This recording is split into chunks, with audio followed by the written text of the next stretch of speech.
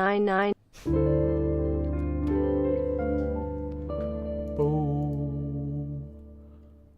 Stop it. Amen.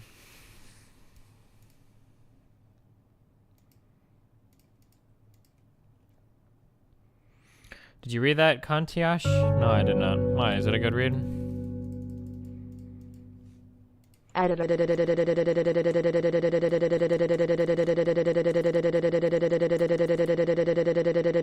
Stop.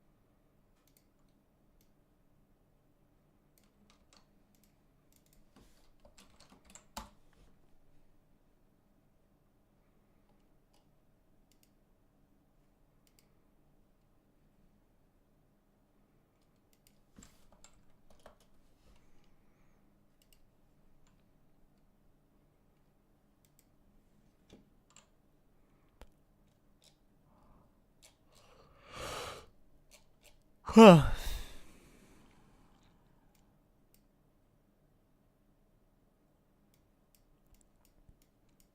how is Trainwreck's the leader of esports?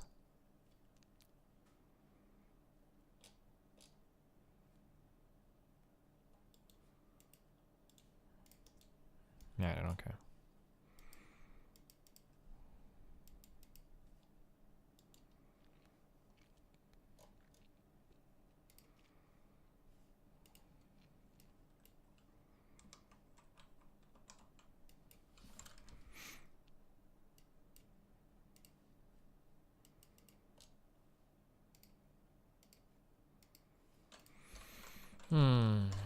Alright, I'm talking to this dude, I guess. I don't know why. I think he's mad at me for something, but I'm not sure what.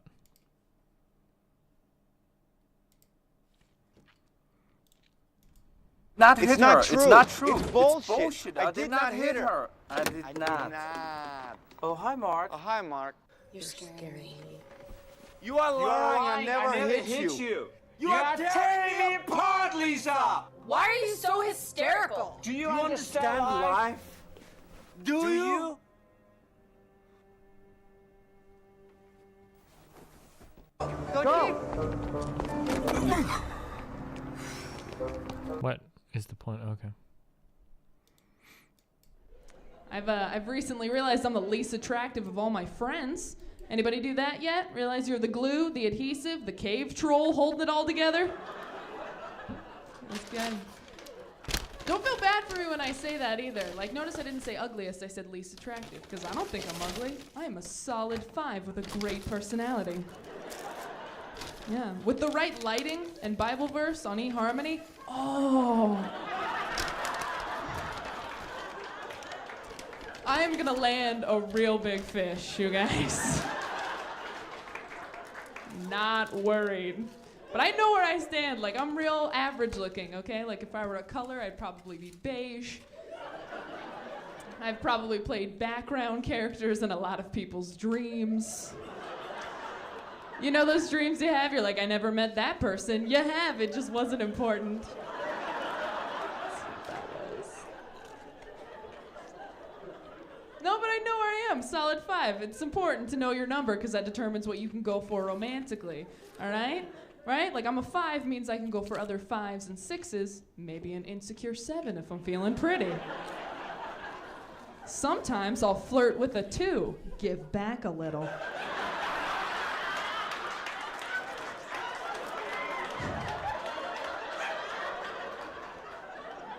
But I don't go for 9s and 10s. That's top shelf, okay? Not for me. Do not go applying for jobs that you are not qualified for. Because we all have those friends, don't we? They're like, oh, I'm never gonna settle, Taylor. I'm holding out for a 10. I'm never gonna settle. I'm like, with all due respect, Chelsea, you probably are. Like, you are gonna get to a certain point in life, you realize perfection isn't realistic, aren't enough George Clooney's to go around. I guess this soft bag boy will do, won't he? We have always settled as a people throughout history. Some of you aren't laughing. That's because you were settled for. Do you see?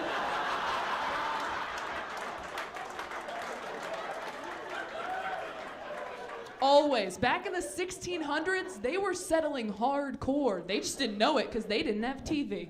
All right? What do we call them now? The American settlers. Do you see what happened? But back then, your world was so small, there was like one hot chick in your village, and she was promised to some rich duke when she turned 14. Like, you didn't know. Marrying a snaggletooth was just something you did. You weren't gonna hold out for a 10 or wait for the right person. No, you married Bertha in a shack and had some fun before the fever took you.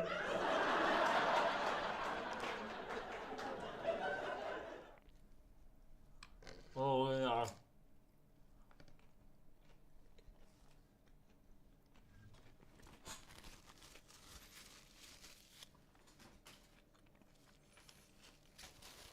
I was ready to lambast chat for being sexist and not finding that funny, but that was pretty not funny, boys.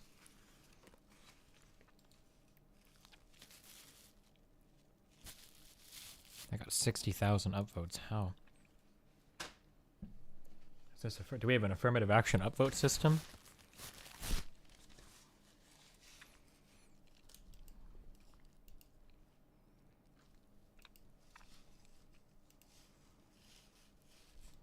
Okay.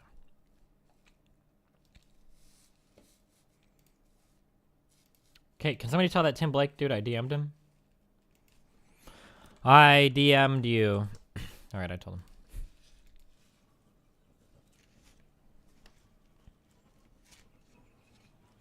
You versus the guy she told you not to worry about.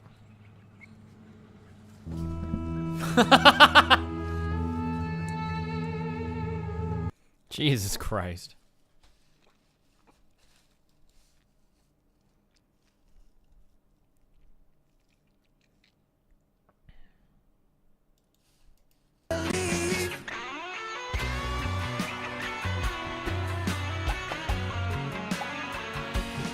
I always wanted to play the legendary solo of Hotel California, but my Russian parents wanted me to play the piano.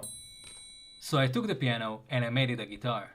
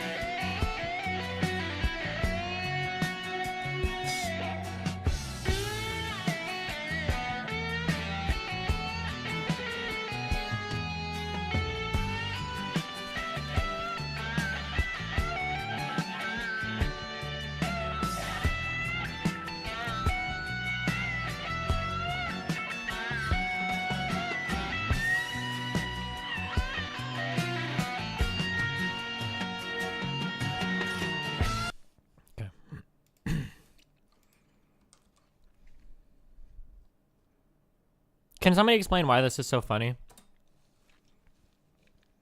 Today I learned that the German concentration camp Auschwitz is actually two camps, Auschwitz-Nord and Auschwitz-Sud. In the US, Auschwitz-Sud has been rebranded as Auschwitz, and Auschwitz-Nord is now what is known as Comcast. Why is this so, like, funny, or what's the clever part? Am I totally missing it?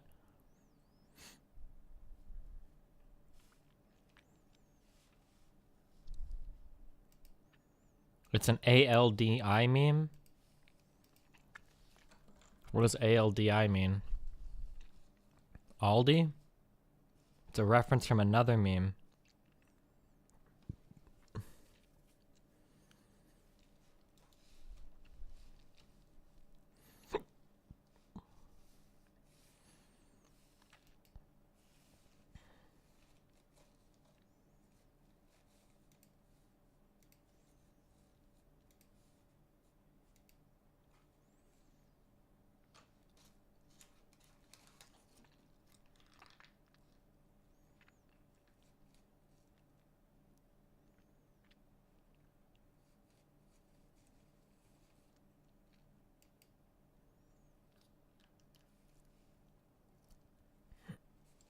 Okay, I gotcha. Thank you, Dover.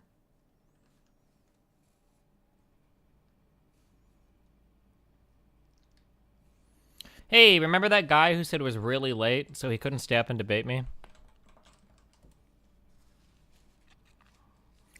Remember when I tweeted, time to play this game again? Sorry, I'm not available to chat. This was at 9:51 p.m.? Oh, I don't know how long. That was like, it was over an hour ago. I don't know what time zone this is listed in by default, but... Oh, here he is, an hour later, still shit posting on Twitter. Huh, really makes you think, doesn't it?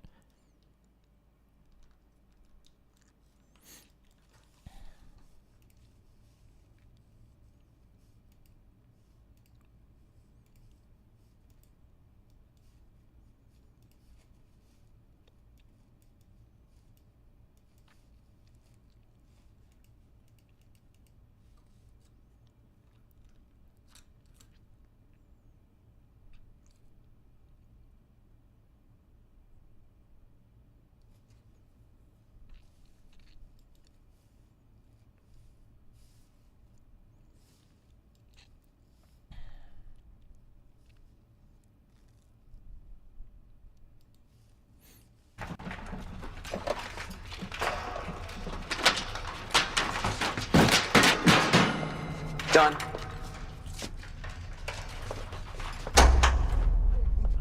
Mr. Barnes, walk with me. Mr. Barnes, air conditioning repair is an elite worldwide family dating back to the very beginnings of civilizations. Our predecessors were slaves, fanning the pharaohs with palm fronds. Over time, we became expert at making our superiors comfortable. We made it our business. And along the way, we learned to make ourselves comfortable. No more palm fronds, Troy. Now we are the pharaohs. Breath print approved.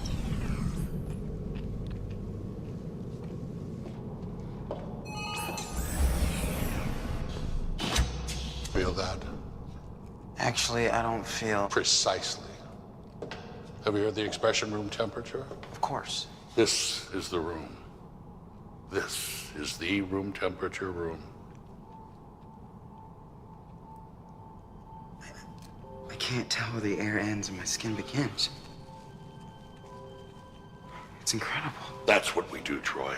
Incredible, invisible, unbelievable things. We're an unseen, unknown, invincible fraternity of craftsmen. Graduates of this school are guaranteed lucrative employment for their entire lives. And I'm inviting you to join us. Will there always be paninis? There is one catch, Troy. Once you're in, you're in. Forever. Air conditioning repair will be your life. Oh. A life of secrets you'll be unable to share with outsiders. You will be an air conditioning repairman and nothing else until the day you die. To make What is this? Is retarded. I don't know where I watch this.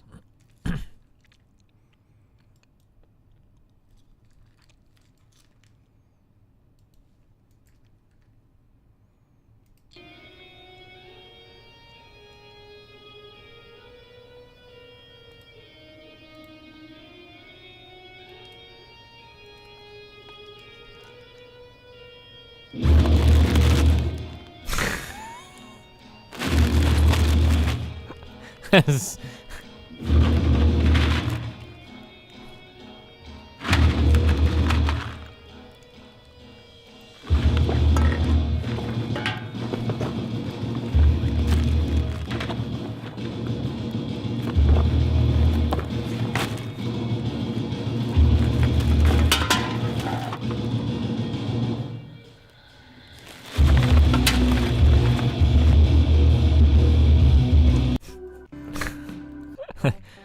Okay. Had a very bad reputation at the time, but that's what it was not my first choice. I wanted to fly fighters, and the Harrier had a very bad reputation at the time, but that's what I was assigned to do. And after my first flight in a two-seater, a couple of whole focus 4 years in the squadron and making deployments. I thought these planes were like, they didn't really work. I thought they were really unstable, had a high fail rate. I could be making that up though, I don't remember. I mean, I guess they worked in Metal Gear Solid. I never knew what I was going to be doing at 61 years old, but it certainly didn't include flying a Harrier at air shows. Harrier jump jets have flown in excess. Here, this Harrier. Don't care. Nice walls, Brainy. Let's move out.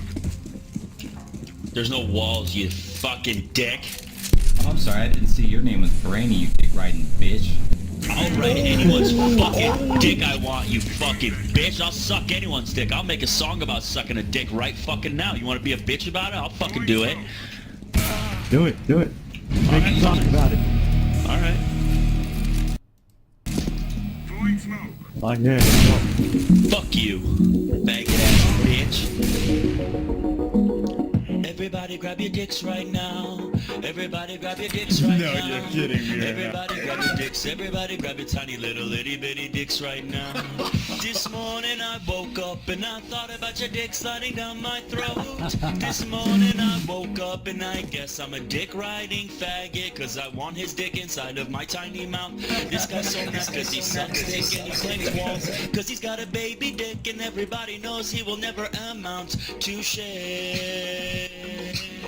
Guess you're a tiny bitch and you got a little dick and everybody can tell it cause you got a little baby dick.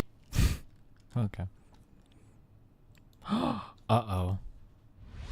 27 minutes.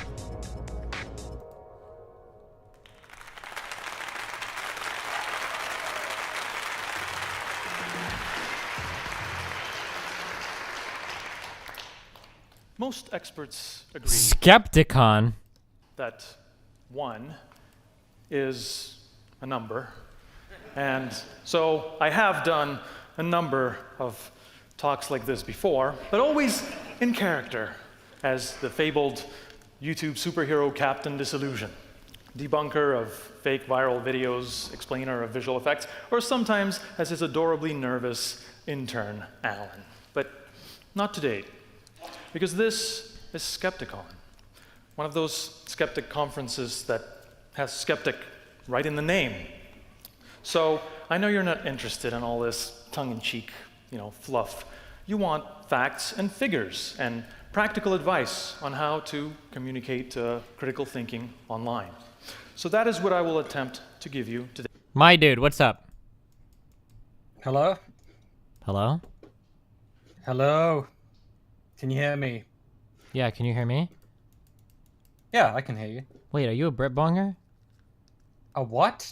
Do you hail from the land of Great Britain? No, I'm from New Zealand. Oh, okay. Well, that's kind of similar. New Zealand. I'm sorry, I'm not familiar with this technology, so I didn't know that I had to go into a fucking voice room thing. Yeah, that's okay. What is it, like noon over there for you?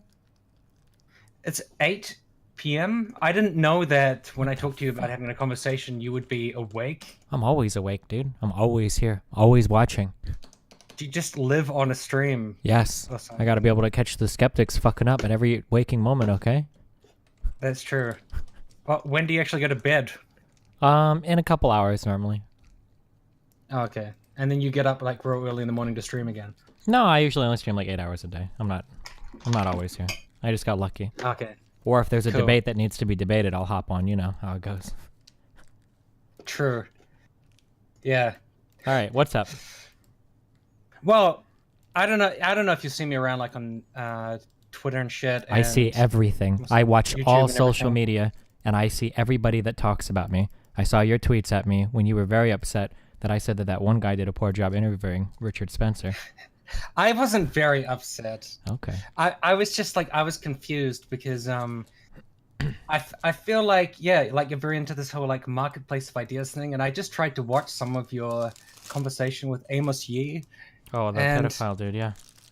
Yeah, and it was very confusing for me because I'm like trying to figure out why you're trying to like explain in, I guess, small words to this individual who doesn't understand consent, like trying to, explain the basics of life to this dude.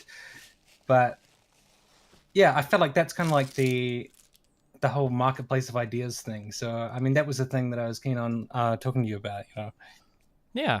I mean, I like to consider myself an intelligent version of Dave Rubin, okay? Right.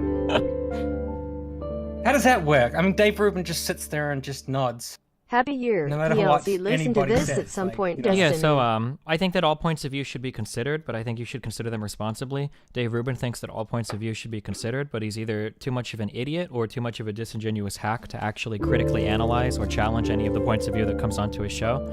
I'm not sure which it is. Honestly, I don't really care. The end result is still the same, and that he's a hack, but... Yeah, but I mean, if you actually make points, then you're not Dave Rubin. Yeah, that's just what I mean. by yeah. default, you know? Yeah. No, I guess that's the thing I was wondering, because you responded to that thing with what's the guy? His name was like Gary Young or some shit, like a British journalist who was talking to Richard Spencer. Richard Spencer was all like, "Oh, slavery benefited you, and slavery was good," and he's like, "Well, how did it benefit me? Like, I would have been one of the fucking slaves." Like, Well, he how was does that- there in the United Kingdom that day, wasn't he? Yeah. Was that one of his arguments? Well, no, but I'm just saying he was, wasn't he? So I suppose. But... Okay, so let me back up for a second.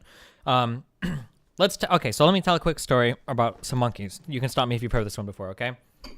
All right. Supposedly, I still haven't gone and researched if this was actually true or not. I learned this in an old psych class. I don't know if it was actually an experiment, but I've seen it repeated in other forms.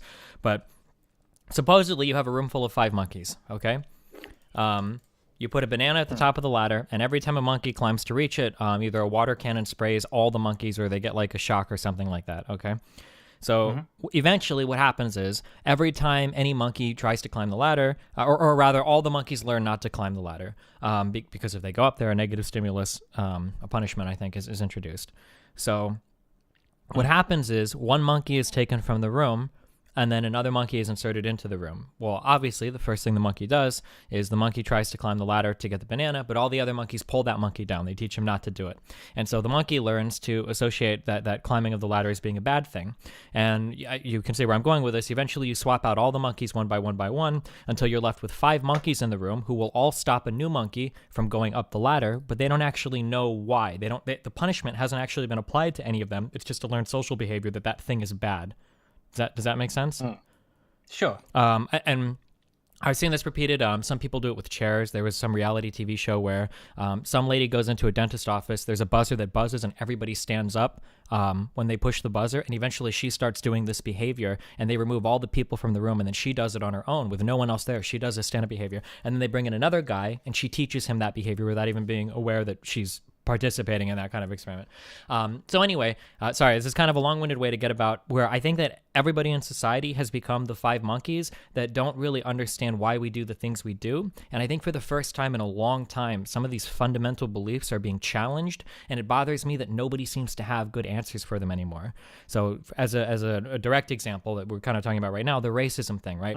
In the 50s and 60s, society had to ask questions like, do black people deserve the right to the same things as white people? Should they have equal access to the same facilities? Is a black person a human the same way that a white person is? These are questions that we wrestled with and made decisions on in the 50s and 60s. But it seems like we've kind of forgotten why that is now. So now in the year 2017, 2016, whatever, in our 2010s, we're having people pop up that are asking these questions like, shouldn't white people have their own homeland? Why do we need to give equal rights to black people? Why can't they go back to Africa? And the thing that bothers me is that people keep laughing these questions off like they don't need to answer them. And I feel like that's kind of always been the liberal strategy, is you kind of laugh at things that you consider to be self-evident and you don't ever actually like give an answer. And then now we're in a world where like a bunch of people have a bunch of fucked up ideas that nobody knows how to address anymore. Are you talking about, to an extent, like the Overton window, I guess, societally? Not even really the Overton window, just the idea, really, we can just about social issues. Like, why do we treat women the same way we treat men? Like, should we? Do we need to do that? Why are black people considered the same in terms of, like, moral regard as white people? Like, is that a right thing or a wrong thing? Like, I don't consider these, like, left-leaning or right-leaning questions, more just, like, moral or philosophical questions. And when I see people like Richard Spencer pose these questions, I see Spencer give what is a somewhat consistent platform for white supremacy, and that I don't ever see like a philosophical challenge to his platform, because I do think he's wrong, and I think that any trained like philosopher or somebody that does a lot of time thinking in ethics or morals would be able to give a good response. But when people don't, I get worried that somebody in the middle listening would be like, well, fuck, I don't know, You could only base this on the idea that people are more susceptible to this kind of bullshit. Like, if they hear Richard Spencer because he's wearing a dapper suit and he's got like, I don't know. That's a very particular part of his strategy, though, is being very presentable. It's a very, very, very popular like fascist strategy, and it works. It definitely works, in my opinion. But I also thought, like, while I was watching that, just the optics of seeing a black man saying "fuck you" to this racist dude who says you're not allowed to be British because I decide that you're not, was awesome. And I was kind of like fucking cheering. I was like, yeah, but great. That's like, probably because you're already over in that camp, though. So, like, it's really, really hard to look at things from, like, a neutral point of view. But, like, try to imagine you're a white person and... Well, but I know that to certain people that would be very appealing. Like, people who voted for Trump are not going to think that was a cunty thing to say. They're going to be like, yeah, great. Tell the black man he can't be British. Kind of. Well, I'm not looking at people that are ultra entrenched in either side. What I'm looking for are the people that are in the middle that could go either way, that maybe are looking for something to hold on to. So if you're a white dude and your life is kind of fucked, and depending on where you're at in the United States, it's easy to be white and have your life fucked. And for your whole life, and by whole life, I mean the time you spend on the internet, because maybe that's what you do. You've got people screaming white privilege and all these other kinds of things at you and whatnot, and you feel kind of attacked. And then you listen to Richard Spencer, who appears to be a very well-spoken, very dapper, well-dressed gentleman, come up and give a defense of white nationalism. And then when another person, especially a black person, kind of looks at him and just laughs incredulously, like, I can see how a person would feel attacked, especially when Spencer brings up points that are worth addressing, Like if you're a person Like in the what? middle and Spencer says something to a guy, so this is something I was very critical of. Spencer says to a black dude, like, well, I mean, slavery wasn't all bad. You're here now and Africans that are here now are doing better than Africans that are in fucked up parts of Africa. That's a true point, right? And it's worth addressing. Like, well, okay. And the fact that he couldn't even address that kind of really hurt. And it made me wonder, like, why do you think slavery is bad? Does he know the answer to that or not? Because that would have been a really good point to make Spencer look kind of silly by asking, intelligent questions to kind of probe what he means when he says that. So, in your perfect world, what would he have said, or what would you say if you were that guy to say that slavery was bad? The moral act of slavery is wrong. The looking at the end result of it is irrelevant. So if somebody says, "Are you better off or worse off after being enslaved?" You can't say to Richard Spencer like, "Oh, that's morally wrong, man." Well, I think you could though, and I think like, Spencer. I don't think Spencer. No, Spencer would never do that. Very deliberate part of his strategy is to never. What? Sargon is a fucking idiot, though. Spencer he would say. Spencer is much more intelligent than Sargon. Don't even put these people on the same level. Sargon is a total fucking buffoon. I'm not even fully convinced at this moment in time that Sargon is capable of reading like polysyllabic words. Okay, I think that Sargon is actually an idiot. But like that would have been an interesting thing for the black guy to post back to, even if they were to like edit it to make it look better. Like, so you're saying that if a person is enslaved, as long as that person's ancestors come out the other end a little bit better than that person, that justifies the forcible enslavement of that person. That's a really hard position to defend, right? As opposed to just laughing it off and moving on, And I think it would make him look a little bit better and Spencer look a little bit worse, because now Spencer is forced to defend slavery as a concept as long as the other people, turn out better, which comes off making him look a lot worse, in my opinion. But you think the audience has to be convinced that slavery is bad? In this day and age, yeah, I think that a lot of left-leaning people believe that their beliefs are self-evident, so they don't no longer have to provide justification for them. But I can't speak at all to the political landscape of New Zealand, but in the United States, holy shit, we got a major fucking wake-up call in 2016 that shit is not what we thought it was. Like, I'm still shocked that many people could vote for Trump, who I consider to be abhorrent. Like, not even close. Like, that's unbelievable to me. And it shows that we've failed ourselves in justifying our moral platforms, in my opinion. But I mean, I'm just thinking of like Mouthy Buddha's video, for example, on like the Jewish question.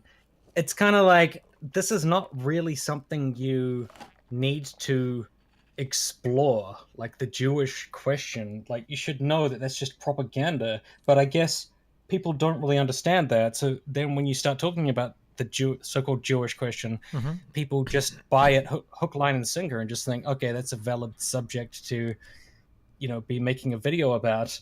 And I also feel like, slavery is not something that, you should just say, oh, slavery is not something I can refute out of hand and just say that's a bunch of bullshit. Like, taking people against their will is a bad thing to do.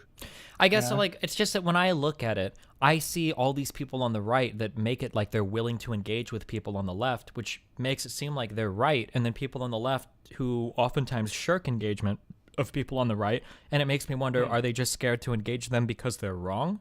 And that worries me, I guess. How do you mean? Like they're wrong.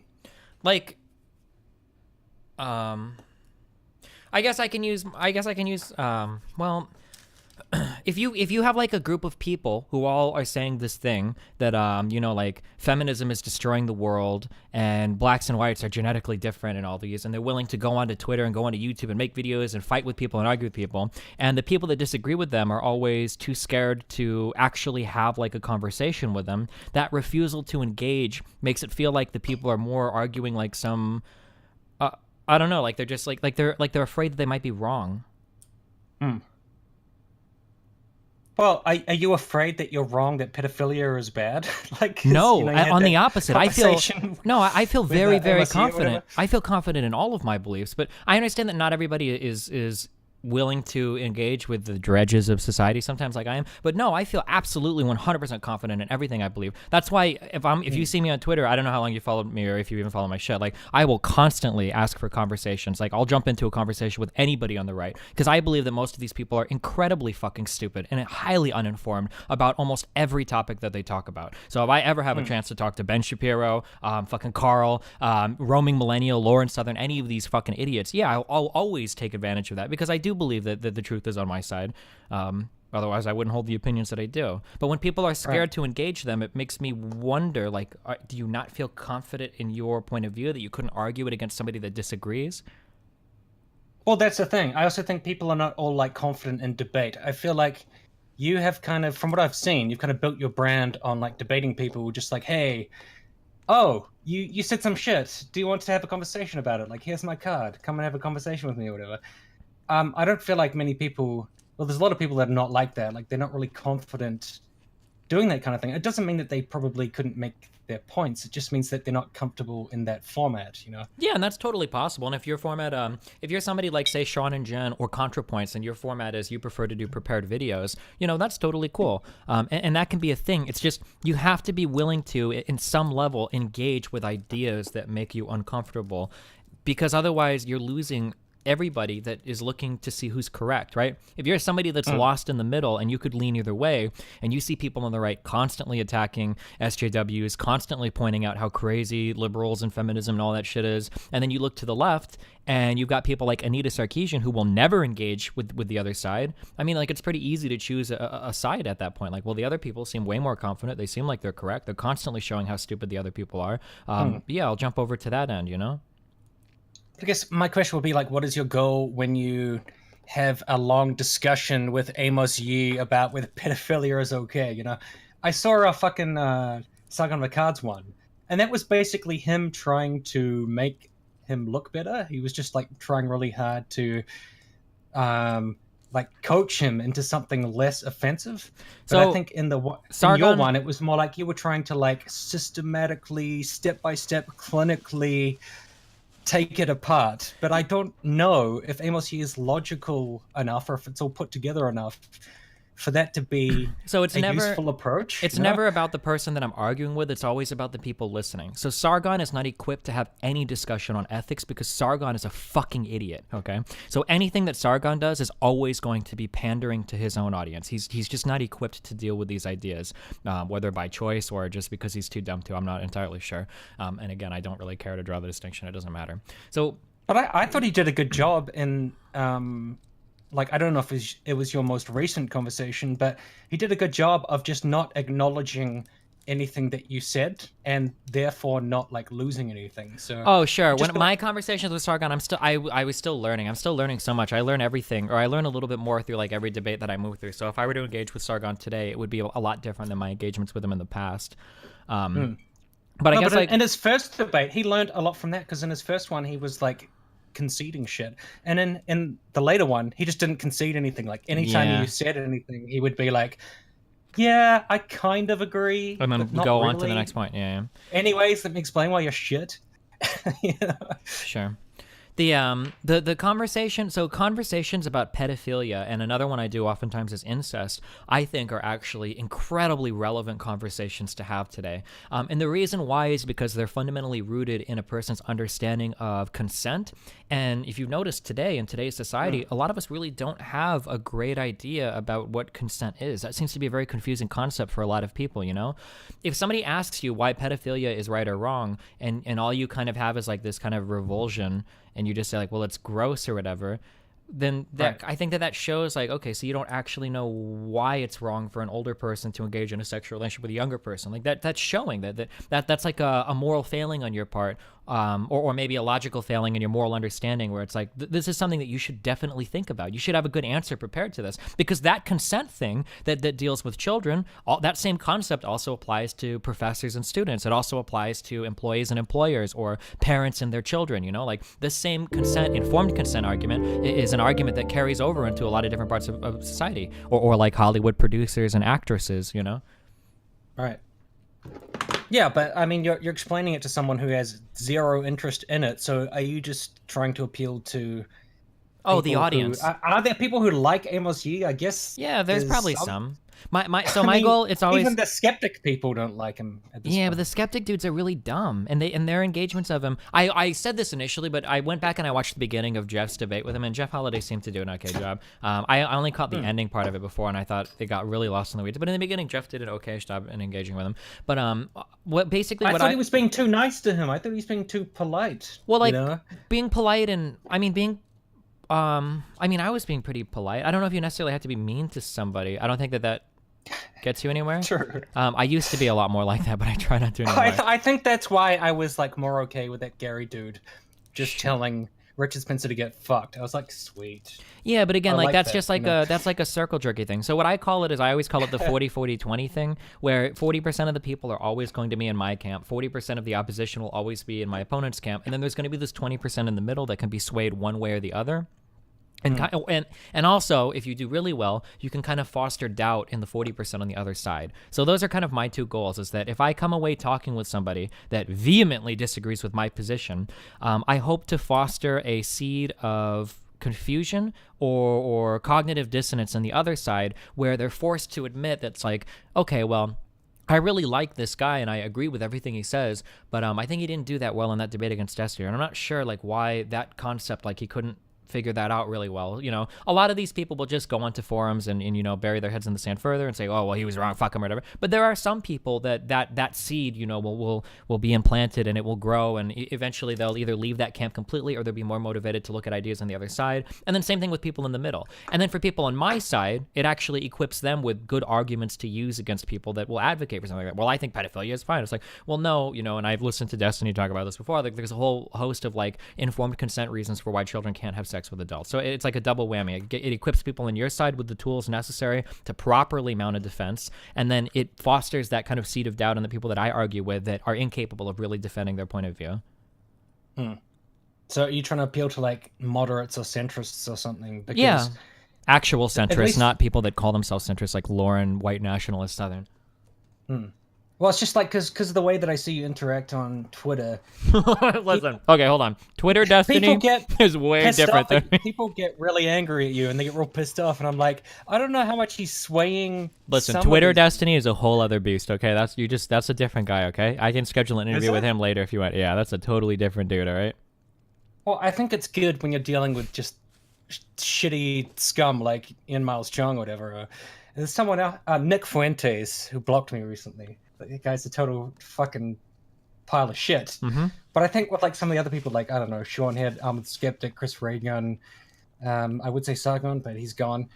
like how much do you think their fans are looking at you and thinking like, oh, I really want to go join Destiny's audience? They're probably thinking like, wow, that Destiny, what a fucking dick. Always being an asshole to my favorite creator. So very few of them, and none of them going into it, but inevitably there will be some people swayed, and there will be some seeds planted. That's my goal. My Sargon conversations just weren't that good. You're trying to put your seed into people. Yeah. My Sargon conversations weren't that good just because I hadn't developed my my rhetorical abilities as much. But if you look at like my conversations with No Bullshit, have you seen any clips of that or anything having to do with that? Yeah.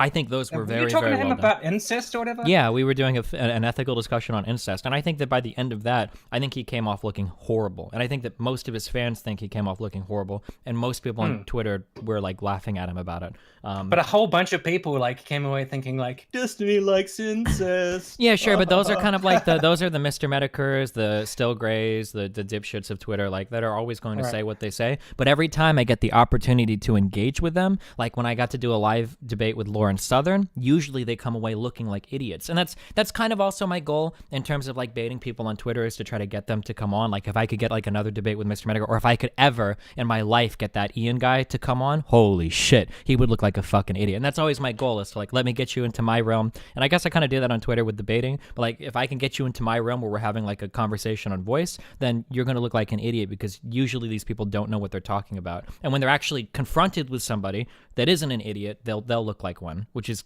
always my goal.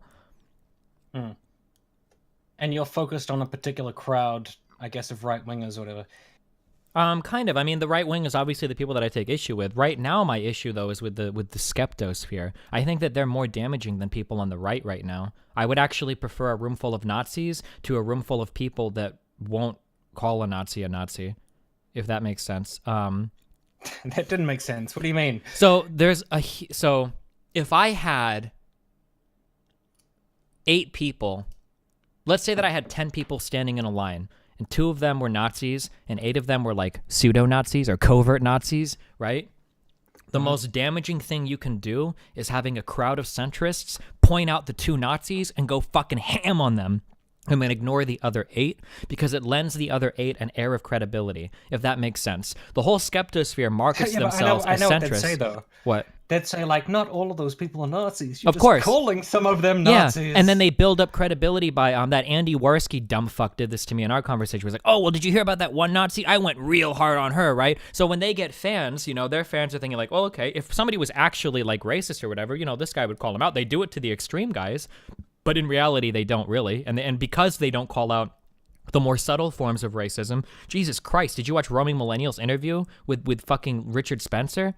Oh, yeah. It was like almost a softcore fucking porn that she was so fucking nice to him. That was insanity to me, right? Now, Roaming Millennial, I'm guessing, has probably in the past called out actual racists and actual misogynists. So people that like literally kill black people. I'm sure she's called out somebody like that before. And when her fan base sees her do that, and then they see her be nice to Spencer, it gives Spencer like so much more credibility. And that's what the centrist crowd does. They give so much credibility to people that have incredibly problematic ideas, just because of how nice they are to them. And that to me is so much more hurtful than everything else. I would rather have somebody, if you want to come out here and just say like, I'm a white nationalist, I think we need to ship off all the blacks back to Africa, that's fine. I can engage with those ideas very easily. It's much harder for me to engage with somebody that says, I believe in civic nationalism, and I think we should have a place for our own people and Western culture. And then a whole bunch of centrists in the middle being like, yeah, there's nothing wrong with that. Yeah, what's wrong with that? It's like, fuck, holy shit, But you also think that there is a better way of doing it where you are not dismissive and you don't tell them to get fucked because they're a bunch of racist shit stains, but that you actually like sit there and refute it step by step. I think you make him look really dumb. Like, if I could get the Roaming Millennial, that's another one. I have a fucking wet dream every night of having her in here and just asking her question after question after question, right? Like, fake news is my favorite topic. Fake news is my favorite topic to grill someone on, right? If I could get Roaming Millennial in here and go, hey, Roaming, you call CNN fake news quite a bit. Can you point out some fake news to me? She would flounder for an hour. She would talk about they said you couldn't read Hillary's emails, and then I would point out, well, they did a retraction of that story within 12 hours. Can you tell me the last time Breitbart retracted an article or the Daily Caller retracted an article, right? And like, well, what is some fake news? Oh, well, I can't think of anything, right? Lauren Southern did this when I asked her for examples of mainstream media people telling white people not to have kids, and she started naming off articles, and I was like, those don't exist, or that article didn't say that. That, yeah, when you can sit there and hammer them on their points, I think they look incredibly stupid, because most of their information comes from collages of fucking pictures posted on the politics threads in 4chan. Right. But I mean, I often get told by people further to the left of me that liberals are too nice and liberals are like too understanding and shit. And I am like a liberal. I'm like a progressive liberal. And I feel like I want to sit down and like try to understand people and shit. But it's difficult to figure out like how much you should be wrecking and owning someone and how much you should be just like listening to them and shit, Well, I mean, like it just depends how much do I want to take what you've said and then crush you into the ground about some point you've said and then just like get stuck on it, So the one line that I draw is or the most important part is you have to be able to responsibly platform a person. That's the most important part. So when I say that, so like I make it a point, I don't engage with what I consider to be hardcore conspiracy theorists. So like I don't think I would argue a Holocaust denier on stream because I don't have the historical background to do it, and I would end up looking like I'd lose in that argument. Or like someone who thinks soy makes you gay, or no, that's an easy one. I would take that one on. That's an easy one because there's too much research that says that there's nothing. There is no research that supports that. So that would just be like a data-driven. Okay, well let's go over the studies, and I could find like but 10. What if they've taken 2 Brain Force Plus before you take it? Well, then they've already consumed some soy, so I would point that their whole argument is flawed from the foundation because the Soy Brain Plus does contain alpha soy or whatever. No, but they would be so wired that they would make an incredible counterpoint because I don't think the brain. There's any amount of brain neurotropics that you can take that would make you win that argument. This is the best nootropic. Yeah. Oh, and like race realists are also people that I tried to avoid because it's very hard to responsibly engage with them because with certain conspiracy theories, like if the person is deep enough, you're always like flat earthers or whatever, like you can't win those debates. So I try to stay with like mainstream, like fact-driven, fact-based, data-driven debates, whatever, things that I know that I'm absolutely can win. Do you have an opinion on ContraPoints doing this like conservative debate thing? I don't know if you've seen that. It's been all the rage in left-wing Twitter. Yeah. Recently. I mean, I'm mixed on it. On one end, like from a philosophical point of view, I absolutely think she should do it. I absolutely think she should. The only thing that worries me is I just don't know how she is in a live environment. If she'll get like too emotional and end up giving up too much as a result of it. I don't know like what her preparation is for that. So How do you mean too emotional? So, oh god, I'm not trying to like jerk myself off, but like having a conversation with somebody that has abhorrent fucking ideas. No, I don't. I really don't. And that's why I do so well here. Jesus. But when you are an emotional person, talking to somebody that has like fucking horrible beliefs can be very, very, very challenging. Like when somebody says things to you, like in my debate when I was debating Fuentes and he was like, "Oh, you're Cuban? So you're not even really white." Like to some people, like that statement can be like so incredibly hurtful that you start to lose like your train of thought, And I don't know with everything that Contra's going through between like the hormone replacement therapy and then coming into being a public figure, which is so difficult to do. Holy shit. Right. And then having her own fan base revolt against her and and that's something you don't even want to think. Like your own fan base, something you take for granted. Like fairies. Yeah, it's like man, she has a lot of fairies. Yeah, it's really, really, really difficult. Yeah, so I hope the best for her to be able to handle all of that because I don't think that like a normal human can really do it. It's just so fucking horrible. It's really, really, really difficult to handle that much like of an emotional onslaught. Well, I mean, even like I watched the stream with you, Nick Fuentes, Contra, Theron, etc. I felt like you were kind of in your element, just mixing it up with people, and that Contra felt a little bit awkward. Like I'm kind of in this situation where I'm trying to be like respectful to people and trying to get my points across, but I don't want to be like too controversial or something. Yeah, and Contra, and then also weighing on her mind, I'm not sure if you were aware of it or not, but there were people in that debate. So no bullshit, for instance. If you would have Fuentes, God. Well, not even him. If you would punch him. Well, Fuentes was saying mean things during the debate, but like if you've watched like no bullshit on Twitter, like he's literally tweeted, if you call this ContraPoints dude a chick, then isn't that this thumbnail considered nudity, or does he get to have it both ways because reasons? If she's a man, then she's a like no bullshit has literally gone onto Twitter before and like pretty much denounced ContraPoints as gender and shit, which is even Andy Warsky thinks no bullshit's stupid. I mean, yeah, sure, but I'm just saying like being in I don't want to throw Andy under the bus, but he was being like, man, Oh, we can throw Andy under the bus and run him over and then back up and do it again. I'm okay with that. I just started like this fucking conversation thing that I'm doing with him. Mm-hmm. We had our first edition today.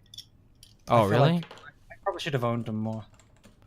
I'm not big on owning. It's this the problem. Yeah, well, it's not. I don't think you have to own them. You just have to be like just be right, and make them understand that they're wrong. So like when I had my conversation with Andy Warsky, he kept trying to weasel his way through everything. So like I would ask Andy like, do you think there are problems on the right and left? He'd be like, well, yeah. And I'd be like, okay, well, what do you think about Trump? And he's like, well, I don't think Trump is that good. So like while I'm debating him, we bring up fucking YouTube and we're like, okay, Andy Warsky, Trump. Why is it that when I look up your videos online, the videos that I see are Trump wins, SJW cry everywhere, Trump is president, time to party, hail Trump. Yeah. Like, why is it that all of you, right? Just like hold him to task. Like this is the biggest nightmare of the septic sphere is that when you actually like make them answer for things they've said in the past or you actually bring up facts and data, like they get very, very, very fucking uncomfortable very quickly. Right. Which I think is I don't know, important. man. It doesn't have to be like in I an just- ownage kind of way, but just like make him. I was just arguing with people online about whether Trump is like a sexual predator, but he has like 16 women Mhm. who have come out against him, and they're all telling their stories and stuff. And just the answers that I get back is like, well, it's probably political. It must be a political thing, I mean, they're just trying to hurt him and all this kind of shit. And I'm like, well, what about Al Franken? They're like, yeah, of course, Al Franken's scum. Like he's the scum of the earth. He's a terrible person. But Sure. Trump, that's completely fucking different. Yeah, 'Cause Why? the Trump. Why is it different? Like, Well, I he's mean, got yeah, just more you gotta education. hold him to task, man. Look up your data, make sure you know your right shit, and then make him look dumb. I mean, I had a debate with Andy, who's the guy, or Jacob Wool, the guy that's always sucking off Trump in his tweets. He's like a 19-year-old hedge fund dude. Do you know what I'm talking about? Have you ever seen him tweeting? 19-year-old hedge. That's a world I do not understand. Jacob A. Wool, yeah. You've probably seen some, if you ever watch Trump's tweets, you've probably seen some of his tweets before, because he somehow like always manages to tweet like right after him. I DM'd you the tweet or whatever. But like I had a debate with him where I asked him like, hey, like you think that Trump is doing a really good job. Like, can you tell me how Trump has impacted the economy? And like he kind of weasels around like, oh, well, I call it the Trump effect, blah, blah. It's like, okay, well, what legislation has he passed? Well, not really anything, but the Dow Jones is at like all-time. Okay, well, why is it at an all-time high? Like, what did Trump do? Well, he, like you just keep asking him questions and make them, you can almost like Socratic method them into non-existence because their platforms are usually completely hollow. Yeah.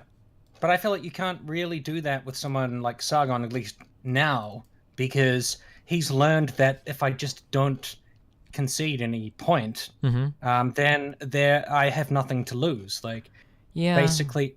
And also they do this thing where they kind of like agree with you slightly and then they super disagree with you. They don't, yeah. Well, he does that a lot, where they agree with you slightly, but they don't actually, but they just say it, and then they like rocket off into their next point. They'll say like, that's a good point. Yeah. Like, I hadn't thought of it that way. It's very interesting, but I don't agree because it's complete lies and you're a fucking cuck or whatever.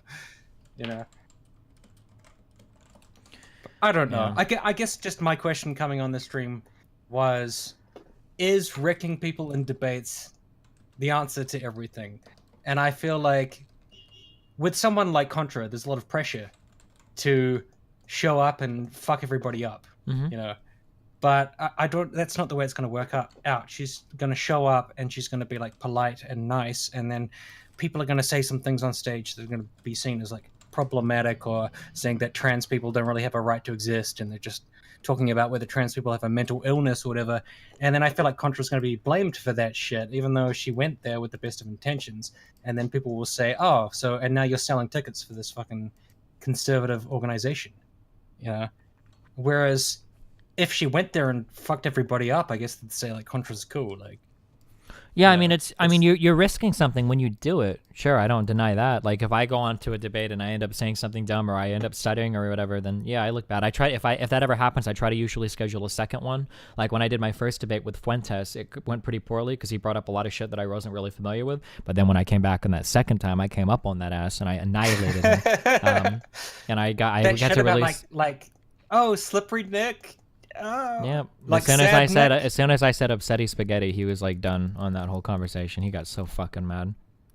But I think that's fair game because he's always talking like Trump in his tweets. Yeah, that shit is really fucking creepy. I don't know why people are starting to do that shit. It's pretty disgusting. He's always like, silly Stephen failed at our debate. Yeah. Sad. Well, after our first debate, the reason why he got so mad at me is because after our first debate, he decided to release a Twitter poll to see who won, which is stupid because my fan base is bigger than his, so obviously I'm going to win. And he got so fucking mad. It's just the numbers, just the stats. Yeah. What was that other fucking thing I was going to say? Oh, yeah. Did you see the debate between Thomas Smith and Sargon?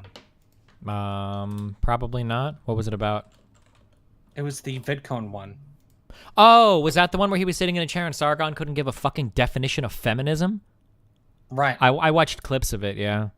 Yeah. I think that's a good one as an example of where the debate is useful, because the way that I thought of that was Sargon came off looking like shit, and he was terrible, and it was like he's an obnoxious fuck who couldn't give an answer to anything. But all of his fans and all of that whole crowd were like, Thomas Smith got triggered and he had a meltdown. Yeah, so like this is just kind of a rhetorical technique that Contra brings up, that it's just something you have to do. Is that like how cool you look is always going to be like is always going to be based on like how cool you look. How cool you look is based on how cool you look. If that's not tautological, I don't know what is. So like when you have somebody on stage who's like sitting there and they're totally cool and they're like laughing it off like feminist, they're all bitches, right? And the other guy's like, how could you say that? That's so dumb, right? If that guy starts losing his cool, that's like the classic like right-leaning or septic like tactic to make them look like they're winning arguments, and that's what they always do, right? If I go and I point up like epic Ben Shapiro or epic Richard Spencer, debates or whatever, it's always going to be with that person dropping cold hard logic and facts, or like that Gavin Steen dude or whatever, that old Milo Yiannopoulos or Milo. Yeah, it's always going to be very smooth, very That's cool, always like, very Milo collected. fucks up a feminist who's too emotional. Yep, and the SJW's looking bad is always going to be like, look at this SJW screaming or crying with like her blue hair and her huge tattoos or something. It's always going to be them losing emotional control. So being able to maintain that faculty of being very cool, very collected, and not getting overly emotional is a really important part to the rhetoric, not necessarily to the truthfulness of your argument, but just looking good, if that makes sense. And if you're trying to convince people, that's an important aspect of it. Yeah, but if you went there, they would all be like, that's Destiny. Destiny is that douche who's always giving us shit. We fucking hate him. And then they would just boo you constantly. And yeah, but that's okay, because I shit, can ask questions and I can just like watch them squirm. Like, so I want to go to that Kilroy event, right? There's like a million easy questions, right? This is an event on free speech, right? If you're a septic here and you've made a video about Trump attacking free speech, can you raise your hand? Like, I just have to ask questions like that. And then I get to sit there and listen to them squirm about like, well, why do you think that Trump's attacks on free speech aren't important? Trump has made some very troubling statements. Have you made a video about his speech about the, or his tweets about the First Amendment and how people that burn flags should have their citizenship revoked? Have you made any videos about how he's telling private companies to fire people for political protests? Have you made any videos? Like, if you just ask questions like this, like they're not going to have good, like what are their answers to that? What could they possibly answer to that? Like, I didn't think it was as important as, this college doing anything. Like, okay, well, colleges have always done this shit, dude. Kids at colleges have protested since the dawn of fucking time. Like, kids were protesting the Vietnam War. Kids have always done this shit, But they also talking just like buzzwords, so they'll just be like, ew, buzzwords are, but buzzwords, authoritarian. yeah, those are my favorite words though. I love buzzwords. If you know what they mean, that's another thing. I would like, if I could have a conversation with Sargon and he starts bringing up a buzzword, like, Sargon, you just said postmodernist. What do you mean when you say postmodernism? Can you give me an explanation of what that is exactly? I think those are gave a great. definition of feminism. But did he? Yes, he did. Well, he gave the kind of like... When he started to define feminism, I heard him say, like, I think cultural Marxism. That would be another thing. Like, well, what is cultural Marxism to you, Sargon? He was like, it's an authoritarian regime which, indulges in cultural Marxism and postmodernism and has a crushing hold on campuses and colleges around the world. Yeah, and then you just ask him, well, what's your evidence that cultural Marxism is actually impacting college campuses? Like, do you think there are actual leaders to these movements? And then they'll be like this one particular person, her name, she was from Laurier University. She showed a thing of Jordan Peterson. Yeah, so and then you contextualize it. Yeah, and then you contextualize it. So you think that this one person making a big deal about this on a college campus is the equivalent to the president of the United States doing it, right? But that's the thing. Like in that conversation with Thomas Smith, people in the crowd were literally yelling shit like, "Are you gonna cry?" Well, that's because he was getting pretty triggered. Gay. Like, and I mean, it sucks, and it's not fair. And I'm not saying it's fair, but yeah, I mean, he did look like he was going to. He was really fucking mad, Are you just saying if you were stone cold enough, like they would suddenly care about what you were saying? If you're stone cold enough, I think it's much harder for people to attack you. Like if you're like on an ad hominem level, right? Like if you go up and you just like ask questions to Sargon, like for instance, Sargon has a debate with a guy called Michael Brooks. Are you familiar with that? Yeah, from Majority Report. Yeah, Sargon has a debate with him where Michael Brooks spends like 20 or 30 minutes of the debate. Oh, that was awesome. Yeah, and he was just asking like, what is a regressive leftist? And Sargon couldn't answer it, right? Now, you better believe his video got downvoted to fuck. But nobody in that comment section was saying, wow, he's so triggered. They were saying things like, oh, he was muting his mic. Like, oh, it's not fair. Like, oh, like they were the ones that were triggered as fuck in that comment section. Nobody here is saying, oh, that Michael guy was so mad. Like, nah, because he was totally cool the whole time. And Sargon looked like a fucking idiot. Totally. Which is important. I think to a certain extent, I think Michael Brooks was like mansplaining. Well, not mansplaining, but just like smart-splaining.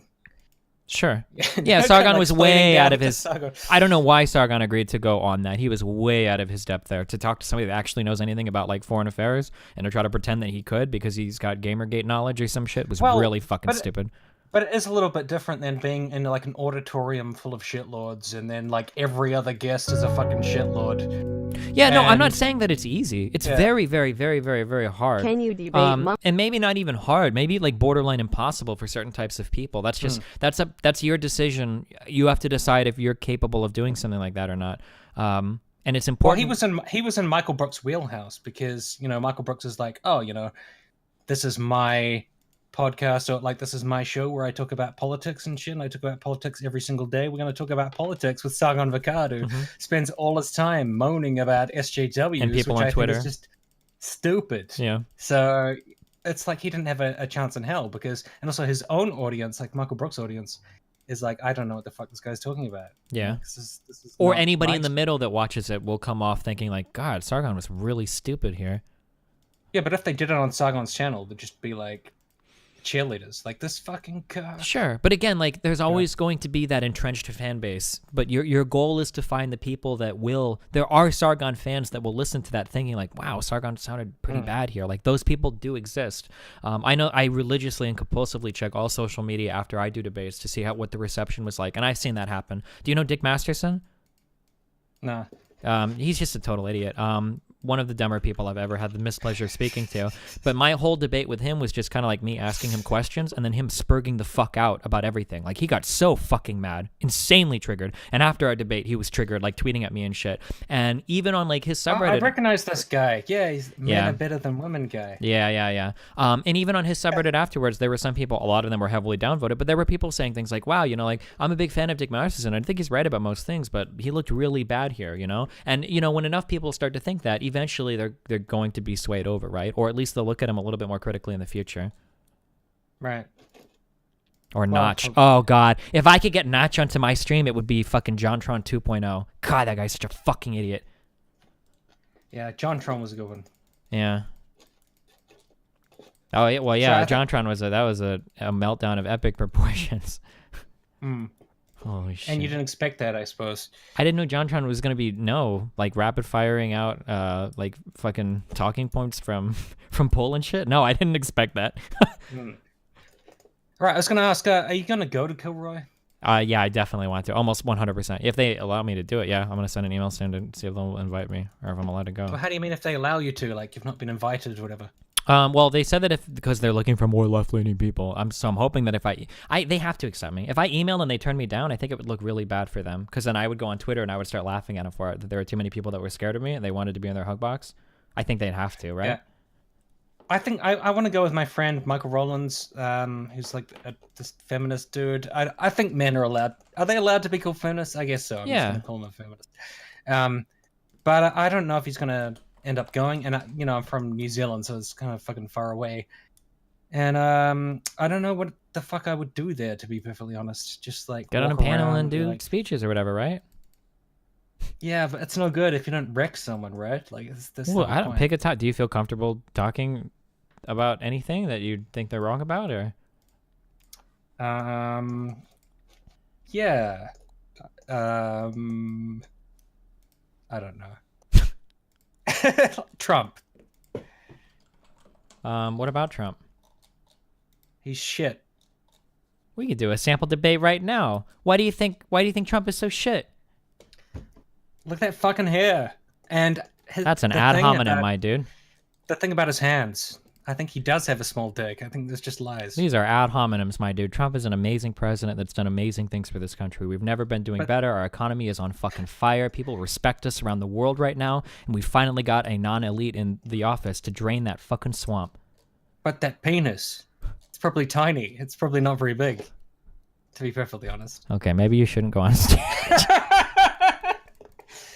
No, I don't. Well, fuck. I mean, did you see those tweets he did recently of just like Muslims throwing people off buildings, And I know, yeah, I guess like the skeptics would say like they do throw people off buildings. Wait, who? Trump. He just like retweeted a whole bunch of videos. Oh, the fake video. They're not even real. Yeah, that's the literal definition of fake news, but none of the skeptics were Aren't calling they? out on it. Yeah. Well, how the hell would you debate against that? Because I mean, I'm sure they'd say that's what Muslims do. Ask him about. No, they're not. One clip was confirmed to be. It happened in like Norway. It was like 2 white people. And I don't remember the other one, but yeah, that's a great talking point to talk about. Where I wonder how many skeptics. I wonder if I go into Ian Chung's fucking Twitter and if I could see him calling out Trump on literally retweeting fake news. Probably not. Well, I mean, like Paul Joseph Watson said, if something's funny, it doesn't matter if it's not true. Paul Joseph Watson is too far gone. That's the kind of guy that, like, if he got ran over by a car, whew, I'm not going to lose any sleep over it. He's way too far gone. Didn't you see that? Like, someone was holding a sign that said something, like, I can't remember what the fuck the sign said, but it was just some bullshit that made, like, leftists look bad. And it turned out to be fake. And Paul Joseph Watson was like, "Who cares if it's fake? It's funny." Well, because a lot of people, that's like the, hey, by the way, like, did you know this? And you're like, no, that's not right. That's really dumb. Like, I was just pretending to be retarded to trigger you. Like, if people say that, then you just call them a fucking idiot and you move on. Like, that's easy. Well, I mean, Paul Joseph Watson got given a lot of shit for that, but I do think it reflects somewhat the right-wing view, which is that it doesn't really matter if something's true, like Pizzagate.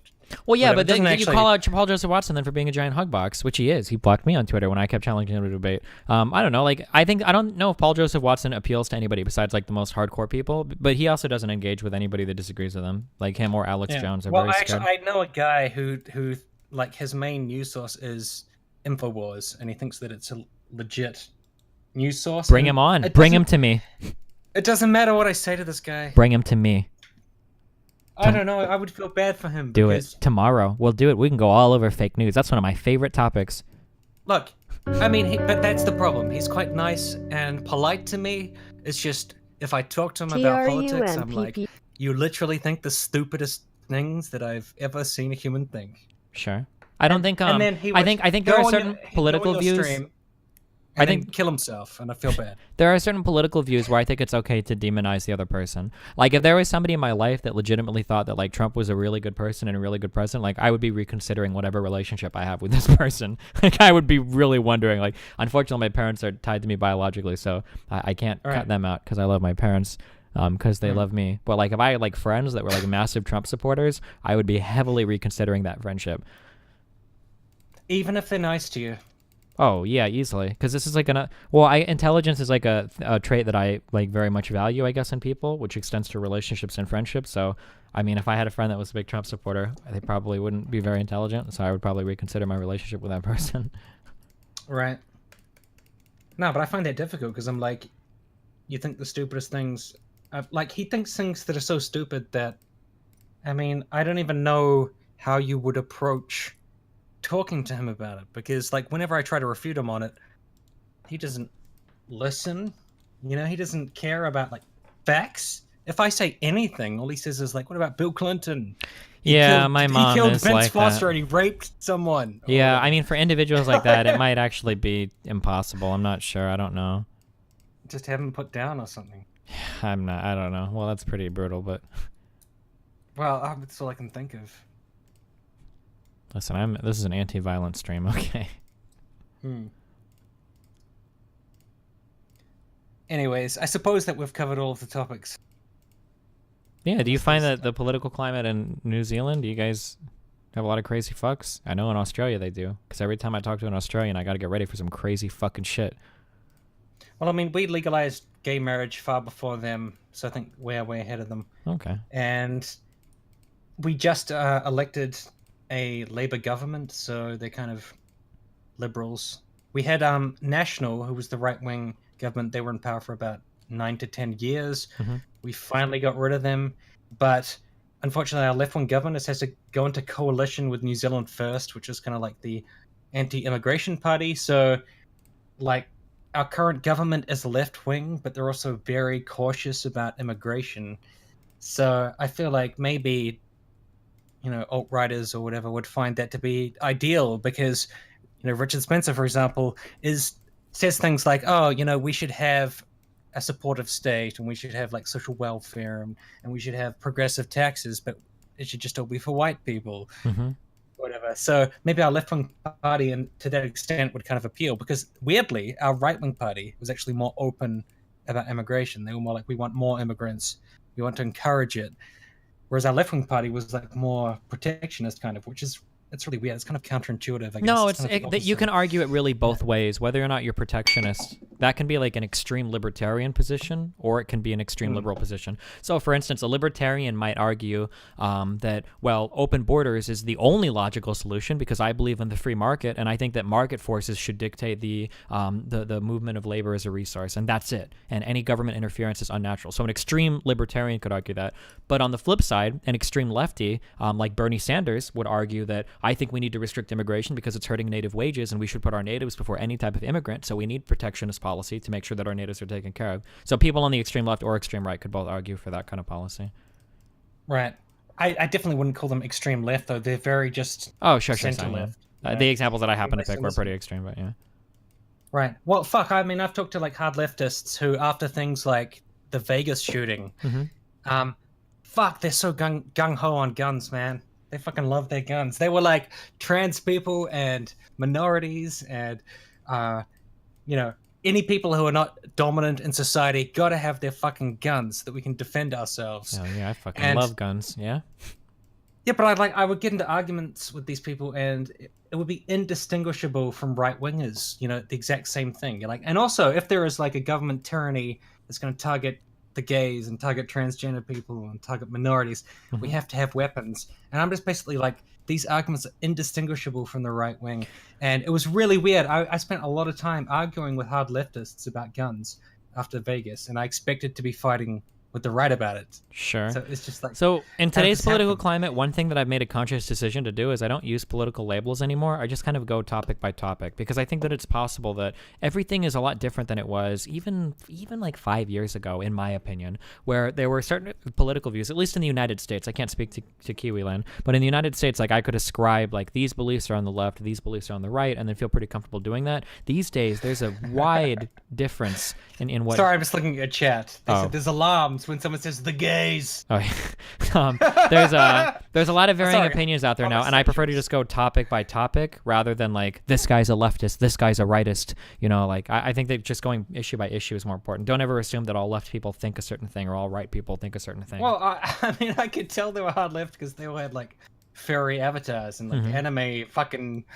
Well, the anime shit is also a big right-leaning thing. Oh, anime communists? I don't even know. But... Yeah, they've all got like the hammer and sickle and shit. Sure. And I can tell when someone's a hard leftist. I think I've got good hard lefty radar or whatever. No, but I mean, honestly, they make a very similar argument, but the motivation is much different, sort of. I mean, I guess it's similar in a sense. They want to protect themselves, but yeah, why they want to protect themselves or who they want to protect themselves from is kind of different. Yeah, the motivation is incredibly important, and that intent is actually really important to establish. For instance, like two very different types of people can argue race realism. On one hand, you could have somebody say race realism is important. We need to understand that there are genetic differences between the races so that we can supplement our policy accordingly. Maybe different races need more help in school or different classes to rectify this so that they can stay on par with other races, right? That kind of a person could make a race realist argument and argue from a compassionate point of view, and that most people would actually agree with the results of. Another person, like the alt-hype Ryan Falk, will make a race realist argument where he says, like, these races are literally less than white people. Get them the fuck out of my country. I don't want them here. I just want a country for white people. Fuck everybody else. Like, we're different, and I don't want to be next to them, right? Even though they're kind of arguing the same thing, race realism, they could have entirely different directions that they want to move as a result of their intent for arguing that issue. Right. But I mean, would your disagreement with them be exactly the same on the substance, even though they had different motivations? But I guess you said that you are pro-gun anyways, so kind of not. But I'm pretty hesitant. Like, I'm okay with more restrictions. I think that most people in the United States are fucking unequipped to have guns. Or fuck these people. But like hard left folks say that they also need guns to protect themselves against the government as well, because they believe that the government is going to persecute like their groups. I mean, I haven't heard, I don't know if there are many examples of state violence against minorities in the United States recently. I have to be really careful when I qualify that, because black people in the fucking 50s and 60s would definitely not agree with that. Funnily enough, I guess the only time we really banned guns is when black people use them in like California and shit as part of like the Black Panthers and shit to defend themselves. So, well, I don't know. I guess maybe that could be a legitimate argument. Yeah, man. Like the Black Panthers are like basically worshipped in these circles. Sure. Yeah. They're like, that's the perfect example of like you got to have the guns to defend yourself. You know. Sure. Then I guess you just have to. I guess it's just an argument of trade-offs. Then, do you think that in the United States is 32,000 people a year worth the trade-off of the philosophical concept of being able to fight the government with your firearm? That's just a decision. No, I guess it's, fuck no. Well, but some That's people like, people would argue yes. You know, it just depends on how much you Yeah. value it. Well, like we I know we they make would, the but same that's like- we make the same valuation with cars. 30,000 people a year die in automobile accidents in the United States, but we say that the value of being able to travel very quickly is worth that trade-off of life. Right.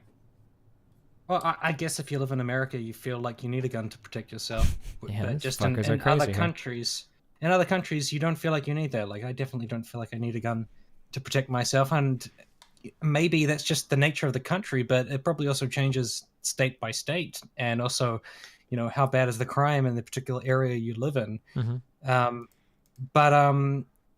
Yeah, I feel like I would say to right wingers, like, it's ludicrous to think that you can fight the government when they come to get you. You know, Oh, for you the, like- definitely could. There are three stages to this argument. So the first stage is somebody saying that, like, oh, well, I need guns to protect myself from the government. And then the second stage is the person countering with the seemingly logical claim, well, if the government came after you, you know, like, they've got, like, M16s and tanks. You're not going to be able to fight with a fucking Glock. Like, that's retarded. But then, like, if you logically think about it, every single armed citizen having a gun would be insurmountable to government forces, probably. That would be a really hard battle to win, because if you march into a neighborhood and nobody has guns, it's whatever. But like holding territory, this is like extremely hypothetical, but holding territory when every single citizen is armed, that's a lot of people to overcome. Even if you're better equipped than them, like just by sheer numbers. Well, I don't actually know if that's true anymore, because you've got crazy ass fucking weapons, but there's some old quote where it's like, if we were to invade America, there would be a rifle behind every blade of grass or some shit. Yeah, I don't know, it'd be like that. Or maybe not, I don't know. I don't usually like to entertain arguments that are that theoretical, because if we're at a state where like people are actually fighting back against the US government, we're probably like in some crazy fucking doomsday scenario anyway, so those arguments are usually really boring to me, but... No, but I'm saying it like, if that exact same argument comes from the left, does it make it better somehow?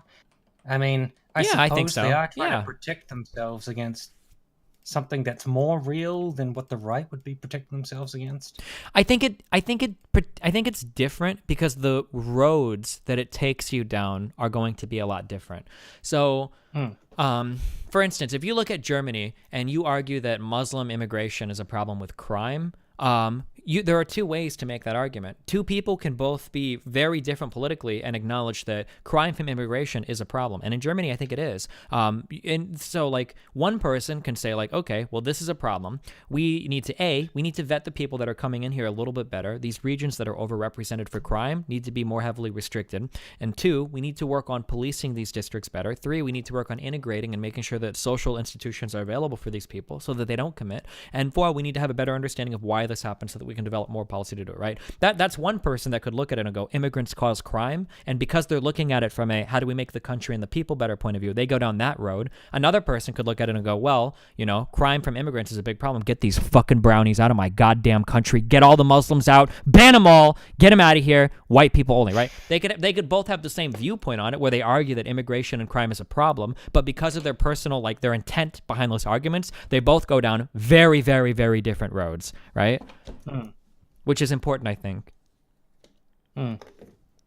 Definitely. Yeah. So I ran out of points, basically. Yeah, no, it's not good. It's just stuff to think about, right? Yeah. Well, how would you, if you go to the Kilroy event, you live in New Zealand now, right? Yeah, it would cost quite a lot of money. It probably cost like well, I would probably want to go out there with my wife, so it would cost like $6,000. Holy shit, how old are you?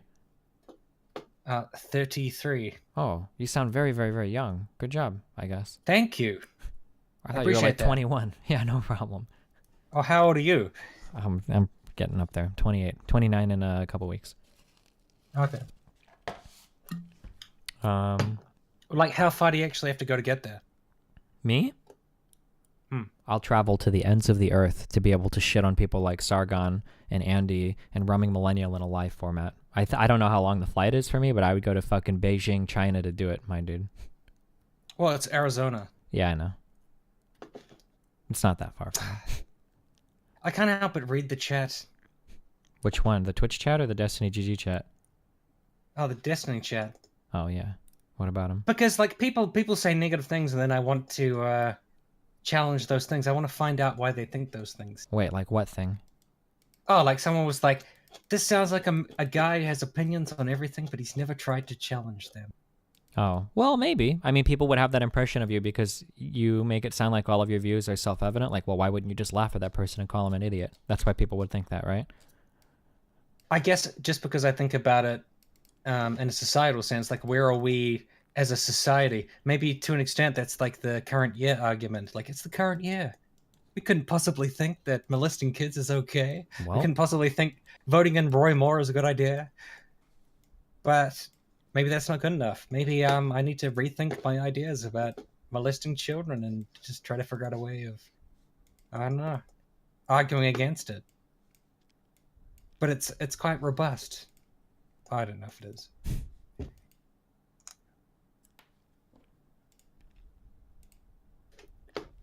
Also, I noticed like you were playing piano or something. Yeah, I've got a piano.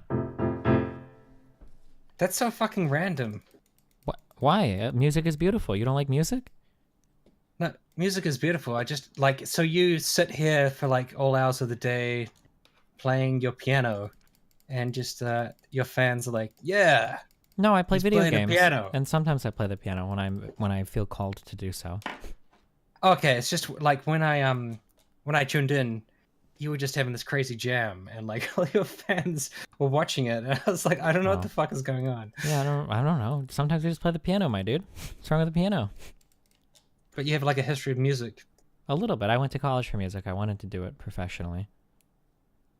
Cool. Did you get a qualification? Nope. I had to flunk school because I was working too much. Right. School is very expensive in America. Hmm. Oh, that sucks. Yeah. I used to play piano, but I never practiced, and now I'm completely shit. Well, you could relearn it again if you really tried. Do you have any kids? No. Oh. Are you going to have any kids? I'm thinking about it. Okay. I think that's a work in progress. Sure thing. All right, well, do you have anything else you want to bring up? Any other final points, final words, final thoughts for the chat? No, I only wanted to talk to you about that whole Richard Spencer marketplace thing? of ideas thing. Oh, yeah. sure. Just to settle on that, or to be very, very clear, I do really believe in the marketplace of ideas, but you have to be responsible when you do it. So Dave Rubin is the ultimate example of how to do it incorrectly. You can't present all points of view as if they're equally valid and never challenge them. That's incredibly irresponsible. Dave Rubin is one of the most damaging figures in YouTube media today, in my opinion. Have you seen, like, Bunty King's streams? Yeah, I've actually befriended him somewhat recently to try to pull him back from the brink. Right. I kind of felt like he was trying to do what Dave Rubin tries to do, but he does manage to invite better guests, I guess, or just like a more, like a bit of variety of political views, if you know what I mean. Whereas Dave Rubin, like 90% of the people he has on are just hardcore right-wingers. Yeah, and he, for some reason, like, people love to call themselves liberals when they're probably not. Like, Sargon does that shit. I don't know why people do this. I think Lauren Southern might even. I'm not sure. I don't think she does, but... But I think, like, conceivably, if you had on better guests, it might not be quite as fucking cringeworthy as it actually is, but he's just constantly having on, like, Heritage Foundation people and, you know, oh, some guy had a problem when, like, you know, someone yelled at him about saying something that sounded sexist in his class, so we're gonna have him on my channel, whatever. It's always like something really fucking stupid. Yeah. I'm just thinking of that girl at Laurier University or whatever. Like, I'm sure she's gonna be on Rubin. Oh, with the professor and shit? Yeah. Yeah, I'm surprised she hasn't made the rounds already, if she hasn't. Like that one James Damore kid from Google. It was so funny. Like, I read that document and I was like, he was really, really, really close in that document for it to be not horrible. Like, he just needed to fix up a couple things and it would have actually been okay. But, like, the second he gets fired from Google, he's on his, like, hero Jordan Peterson show, and then he goes to Stefan Molyneux, and it's like, oh, okay, I see what's going on here. Never mind. He's still working on it. Like, the 15 minutes of fame has probably become at least 23 minutes at this point, but I don't know how much more he can drag it out. Yeah, I don't know. I'm sure he'll find ways to do it. Hmm. He's like a martyr for that political Right. system or whatever. Well, I at least felt like Bunty was trying, I guess, but then he got banned from Twitter, and now I don't know what the Yeah. fuck he's doing. I feel like that was his whole life. Now it's gone. Yeah, that's kind of sad. I don't know why he got banned from Twitter. Yeah. That's like his whole world. That's it's like if your Twitch got deleted. Yeah, I don't know You'd be what I like, would "Oh, do. That would be pretty Jesus." bad. Yeah. Yeah. Like his brand. Anyways. Am I supposed to leave the stream? Like, this guy saying I'm refusing to leave the stream. Oh, I don't care, even my actually, dude. I don't actually know how to leave the stream. Oh, well, is there anything else you want to bring up, or do you want to say goodbyes, or is there another topic you want to hit on, or? Nah, I think that's it. I Okay. think we've covered everything. Well, hey, I appreciate the conversation, my dude. It's been fun. Me as well. It was completely random. Yeah. Well, stay safe, buddy. What does that mean? I don't know. I just say it to everybody, like, stay safe. It's like a good thing. You should always be safe, right? Buy a gun. That sounds like a threat. Well, I don't know. Do you have a centrist YouTube channel? No. All right, then it's not a threat. Just stay safe in general. Oh, then, thank okay? God. All right. Okay. Oh. Have fun, buddy. Be careful. All right. Cheers.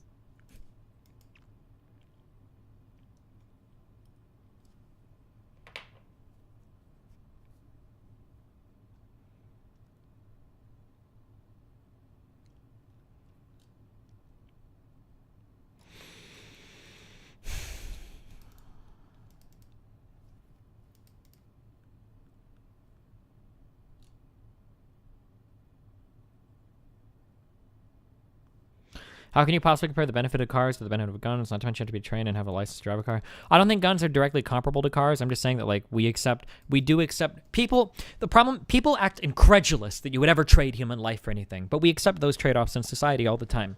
Cars are an example of that. By accepting cars in society, we invariably cause more death than what would exist if there weren't cars. So we say that, well, cars, are okay, even though we understand that people will die because of them. That's just a thing that we accept. But I think I've made this argument in the past, and I walk back on it now. I don't think that cars and guns are comparable, right? Because cars give us a lot more utility than guns do in society. But you make similar arguments for guns, right? You say that, like, okay, well, I understand that people die because of guns, but the freedom to have guns is so important that that's okay. We do the same with terrorist attacks to some extent. All terrorist attacks are probably preventable with a sufficient amount of, like, dictatorship, but we accept that, well, no, I want some freedom in my life. I don't want the government monitoring all of my communications, so fuck you. Well, as a result of that, there is going to be some terrorism or some criminal attacks that we can't see coming because we don't monitor every single thing because we have some freedoms, so yeah, I mean, these are trade-offs that we make,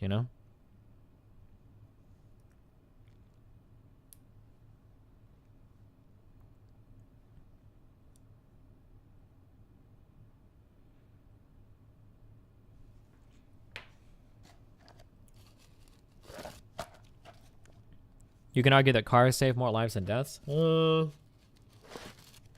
Maybe, I don't know. Depends on how abstract we want to get with that argument. Because if you want to start arguing that, like, well, cars give you access to blah, blah, blah, then I can be like, okay, well, cars cause greenhouse gases that can kill, like, I don't know.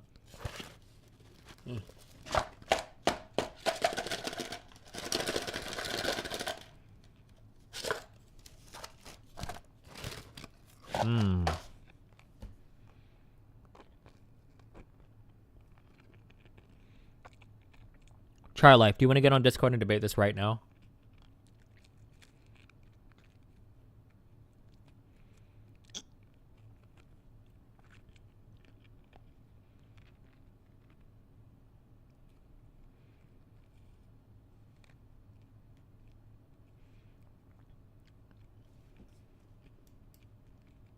Get into Discord, Try Life. We're going to end this debate right here. We're going to end this debate right now. Arrival was time travel. There's no other way to look at it.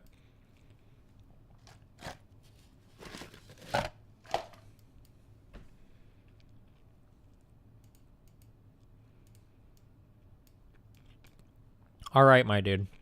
Hold on, let me mute the stream. Oh, wait, hold on. Let me read out my donations that I muted real quick. 1 sec. 13 months. Wow, are we still in the honeymoon phase? Desta Senpai. Can you debate Monkey Jones on if communism will ever work? Also, what do you think of Shadman? Do you think he's a pedophile?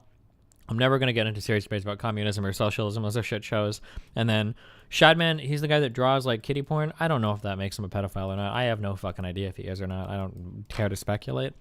The Blitz donated $10. That was from Hero of Femboys. The Blitz donated $10 and said, Trump! And to your guy, Trump is calling out the UK/EU to wake the fuck up. Do you realize that women he tweeted is literally facing jail time? How fucked up are you? Wait, who's facing jail time?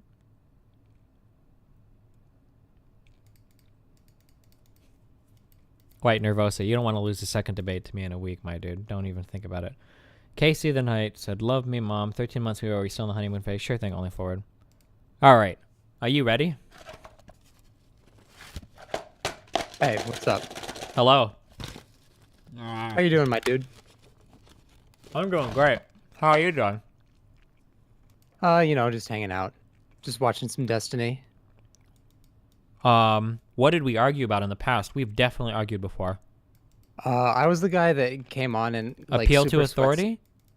No, not quite. It was like super sweatstony about engaging with people who have just like outlandish ideas about not getting trapped into Please play Monster Hunter like talking World. to a broad audience about subjects that they're not really capable of engaging with. Okay, gotcha. I distinctly remember your voice, but okay. Okay, so what's up? I believe a couple weeks ago I took offense. I took a lot of offense to you saying there was time travel in Arrival. Really? Mm-hmm. Well, it was a pretty easy debate then for me to win. I'm excited. It's going to be my first debate win ever. Oh no. Okay. Okay, so I guess it depends how you define time travel, because that was what I heard you say. Go ahead. So my argument is that she came up against a moment where she didn't know how to progress, and the only way she could progress through that obstacle was to go into the future to figure out what the answer was and then go back to the past. How is that not time travel? Okay. When you say go into the future, what do you mean specifically? Like, her conscious thought was in the year 2000 whatever, and then she fast forwarded to another year, and then she specifically asked somebody a question so that she could take that information with her back into the past to remember what she would have already had said to get to that point. Okay. So what you're describing is called linear time, and you're... I'm sorry. That was really rude. I'm sorry. Go ahead. Let me hear your new concept of time. Go. Okay. Well, you are... Let's. Do you want to start at the basics? Do you want to start at like the second dimension and work our way up to the third and fourth and fifth dimensions? Sure. Okay. Let's imagine you're a 2D creature. We'll call you a flatlander. That's what Carl Sagan and all these people like to call them. You have length and you have width. Yep. But you have no depth. Mm-hmm. So if we think about this mode, what we're thinking about when we see the third dimension is we see cross sections. So if you saw a 3-dimensional being walk by you when you're in the second dimension, you would see cross sections of that thing's depth coming in, like forming you and then disappearing. It would look really weird. It doesn't look that way to us because we're third-dimensional beings. We can move up, down, left, right, forward, back. Kind of. You're being technically a little bit incorrect, but I understand what you're saying. Technically, we can perceive a dimension below us, actually, right? 3-dimensional creatures can perceive 2 dimensions. 2 dimensions can only perceive a single dimension like that. But I understand what you're saying, sure. Correct. But basically, the concept is like depth as a concept is kind of meaningless to us. Like we can interpret depth as something. It's a cognitive thing. We don't like perceive it directly, right? Right. Yeah. So the dimension above us is time. We perceive time linearly. We perceive it the same way that a second dimensional creature would perceive the third dimension. Mm-hmm. What this means is we see single cross sections of our lives in moments, despite the fact that the actual dimension exists all at once. Okay. So so the reason I say now, The reason I say that time travel doesn't exist in Arrival is because the concept of time travel in Arrival is a misnomer. There is no time travel, because to time travel would be to move from one specific point in time to another. But this never happens. The reason that Louise is able to get that information, to transport that information, if you want to call it transporting, which is, I think, an oversimplification, is because she's learning the heptapod language, and the heptapods exist in a framework where time travel is meaningless. There is no time travel because time exists all at once. Mhm. They see everything at the same time. Okay. That's more or less it. Okay. It's basically the interpretation of how time exists within the physical structure of the universe. So, like, here's my problem. Okay. I'm trying to think of how to verbalize this, okay?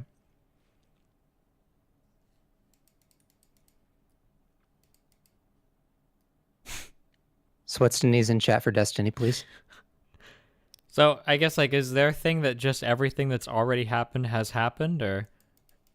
Okay, so if you want to get into this, we're going to have to talk probably about the short story that the movie is based on and not the movie itself. Fuck because that the shit. movie... Yeah, I know you're not a big fan Well, of... so, like, my main problem with time travel isn't scientifically, it's as a storytelling device. And as a storytelling device, for all intents and purposes, it is time travel. So I'll entertain the conversation about whether or not it's time travel in a practical sense, and then we can move on to the storytelling sense for why I actually hate it. But in a practical sense, the reason why it seems like time travel to me is because it seems like we have ourselves a bit of a paradox. We have, if we follow this, bear with me because I'm a two-dimensional time creature. If we follow three-dimensional time creature, if we follow this time in a straight line, okay, what we come up against is a roadblock where our lady who has reached this point cannot proceed. She doesn't know what to say to the guy on the phone in order to make it past that point in time. So from here, she should be killed or whatever. However, somehow she has made it past this point and then lives really well into the future. And then she thinks back to this point in the future. And then when she's at this point in the future, she's thinking, well, what did I say way back then in order to not die? But the only way that she could have ever known what to say here is if she would have made it to this point to remember it. So do you see the paradox? Like, how do you reconcile that? Okay, so... I don't Wait, really real know quick. exactly. Sweatstony's in the chat for Ikeyu. Go ahead. Wait, I didn't even get to respond yet. Good. Go. We're Sweatstoning for you. Oh, okay. I don't really know exactly how to explain this to you without kind of repeating what I just said. You liked Interstellar, right? I mean, it was... Until the ending, yeah. Until the but ending. Interstellar suffered from the same problems, yeah. And that's because you're kind of thinking of it in the same way, in that you're sort of looking at it all happening from moment to moment and not from beginning to end, or rather all at once. It's not that she's getting into this position. It's sort of the causal loop. She's in this position and then she gets to the future because she got information from the future that, like, the future. Yeah, but how did she get to the future if she needed that information from the future to get to the future? That's the paradox, right? Right, but that's the problem, is that time exists all at once. There is no we're dealing with a framework where past and future are meaningless terms. These things don't mean anything to the heptapods. They exist all at once. That's the point that I was making, which is kind of like the tautological sort of course that we're going with this. There is no future to pull the information from, because from the perspective of somebody who perceives time non-linearly, there is no future or past. It's all happening at the same moment. So then could she, like, take a test and get every single question on every single test 100% right all the time?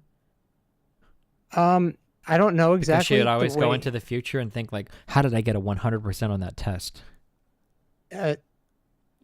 I guess if you were trying to put yourself in that place, it wouldn't exactly work like that, because you would try and be like, okay, so I'm trying to envision myself right now. The test, I get the correct answers to the test tomorrow. I'll just look at the answers to the test tomorrow and bring that information back to where I am now. Mhm. But that's not that's still thinking of time linearly. But and that's not exactly what she did. She couldn't think of the way to pass this test here. So she had to go back, she had to go into the future to remember how she passed the test here, and then she remembered, and then she came back and said what she needed to say to pass the test. Okay, so I guess my concession there is that is the movie, and that's not in the short story. Sweat, Stinny. I guess it depends if you want to define that as time travel. I mean, if we like look up the definition of travel, and it's to make a journey typically of some length or abroad. I guess if you're defining as moving that information. Well, so through time, if we want to define, yeah, like through like hardcore strict, wait, hold on, is coagulation in chat? Nope. Okay. So my strict definition of time travel would be like the transportation of information from past or from future to past, right? Any type of information, whether that's an electron or an atom or any type of information, that moving it from forward to back would be a form of time travel. Oh, hey, you were drawing pretty pictures. I didn't even notice. I had a different tab open. Oh, I was drawing the Did somebody line. say Thunder Fury? Sorry. Blessed blade of the Windseeker. So, can I bring up the short story now? Yeah, go ahead. Talk about the short story, yeah. Okay, so one of the things that comes up in the short story that I really like, it's actually, I think it's better to watch the movie first, because whether or not you liked it, it was kind of more of like an emotional thing. Like it's Sure. got like, I think the movie was a good movie. I liked the movie. I thought it was enjoyable. it's got that very nice, it's got the music. It puts you in the mood. It gets you to kind of understand sort of the emotional core of what's happening, which is, it's kind of the story about the daughter, which is, if you could see everything that was going to happen to you, would you try and change anything? Mm-hmm. The story itself, the short story that's based on, which by the way, if Chad is listening, it's called Story of Your Life by Ted Chiang, Chiang.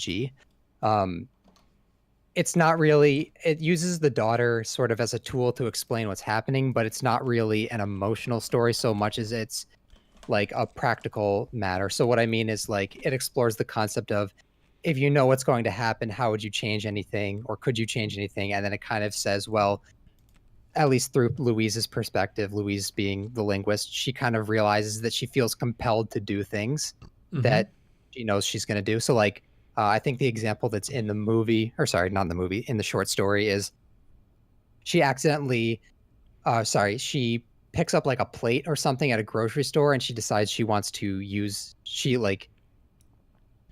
thinking about whether or not she should buy it. And then she realizes that in the future, in the quote future, she already has the plate. So it's not so much that she can at this point go, oh, well, I'm not going to buy it and see if that destroys the time loop. It's more like she feels like sort of a deterministic compulsion to buy it because she knows she has it in the future. That was kind of like a tangent. The different point that I was going to get at was, you remember the guy in the movie? I think in the movie he's called Ian. The love interest? The dad? Yeah. Yeah. In the short story, his name, he has a totally different name. It's Gary instead. Okay. Very relevant detail. So he actually has a really huge role in the story because he's the one that explains how all the quote time travel works. The example that he gives is based on Fermat's it's Fermat's theorem of least time, which hopefully I will not butcher, except I did not have a degree in physics, so I'll try and explain this as best as I can, which is basically, imagine you have light, which travels obviously at the speed of light, and it moves at, I don't think it moves through materials at different speeds, but basically, oh, hey, you found it. Yeah. So basically, whatever path light takes will always be the shortest path between 2 points in space. Right. Whether it's so if you're looking at that visualization that you've got on stream now, what you've got is let's say you've got two different sort of like, I guess, substances where light moves. It's trying to go from P to Q. In order to go from P to Q as fast as possible, like at the speed of light, it could take the straightest path. But the straightest path isn't the correct path because then you're spending the same amount of time within each medium, but traveling through one medium is faster than traveling through the other. So in order to get there as fast as possible, you want to travel through the faster medium for as long as you can before traveling through the slower medium. Does that make sense? Yeah. So this is like why we take the interstate, right? Right. Yeah. So there's different paths alongside the path that the light actually takes, which is instead of going straight there and spending equal time, or you can try and spend more time going through the faster medium, but then you and as little time as possible in the slow medium, but then you end up taking a slower amount of time anyway. Yeah. So the solution is somewhere between those 2 points. Mm-hmm. The problem is light doesn't think about this. Light doesn't know these things. Light doesn't know where it's going. So the question is, if light doesn't know that it's traveling between these 2 different mediums in order to get from P to Q, how does it know what path to take? I don't know. Yeah, that's the whole thing. This is where you try and like open your mind to the experience of nonlinear time, and you try and understand that in order for the light to get from P to Q, there has to be some dimension, some physical dimension where light simultaneously exists at both P and Q. Otherwise, you can't. There's no way to determine. Why? Because otherwise, how does the light know how to move along the fastest path possible? Why does light have to know? It's just doing what it does, and whatever path it takes is the fastest possible path. It's not taking it because it's the fastest possible path. It's just nothing moves faster than light, no? But that's how it moves. That's how it's able to move as fast as possible. Well, but please don't ask me anything more than this. I am absolutely not a physicist. I was a biology major and then I switched to economics. I guess, like, if you were to shine a light from P to Q, you're saying that light would actually spend more time in the other medium than the other one to get to Q? Is that actually true? Okay, so like you'd probably get more information from reading the article or reading the story than from me at this point, because I read it like 6 months ago and I don't really remember. It's just, from my understanding, this is how it works: is the light would actually travel from P to Q on that sort of diagonal path, not traveling straight there. And the mechanism by which that happens is what is sort of how the concept of how the heptapods think is illustrated. Hello, Nimix in chat. We were talking about Arrival, but more specifically, we were talking about the short story that Arrival is based on, which is called Story of Your Life. This is Ted. Some pretty complicated stuff to try to say that it wasn't time travel. I don't know.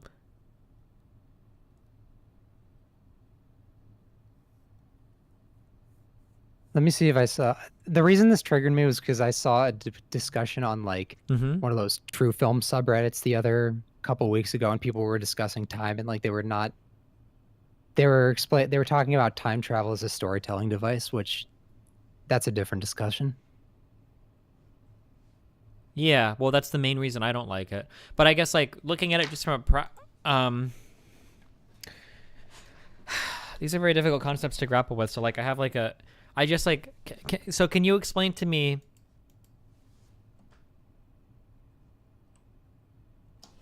So let's say that I am given, okay, so I'm traveling through time, okay? And then I come up against a person that's going to kill me, and he gives me an essay, okay?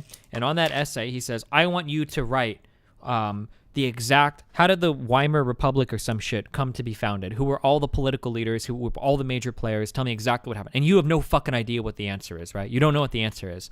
But so you come up against this roadblock where you are going to be killed, right? This is what would happen. You would die. But you remember into the future, what did I write to get through that point? And then you go to the future and you like ask the dude, you're like, hey, we're best friends now. And he was like, oh yeah. And you're like, hey, do you remember what I wrote on that essay when you asked me about the Weimar Republic? And he was like, oh yeah, you wrote all of this stuff. And you're like, oh, awesome. Thanks. That's what I wrote. And then you go back with that information and then you fill out the essay. How is that just not time travel? Oh, I thought you were going to ask me, how is that possible? Well, no, I'm asking how that's just like textbook time travel, is it not? Like how do you get to the point to where you can survive into the future to ask the person what you wrote on that test if you already needed to know what you wrote on that test to make it through that roadblock?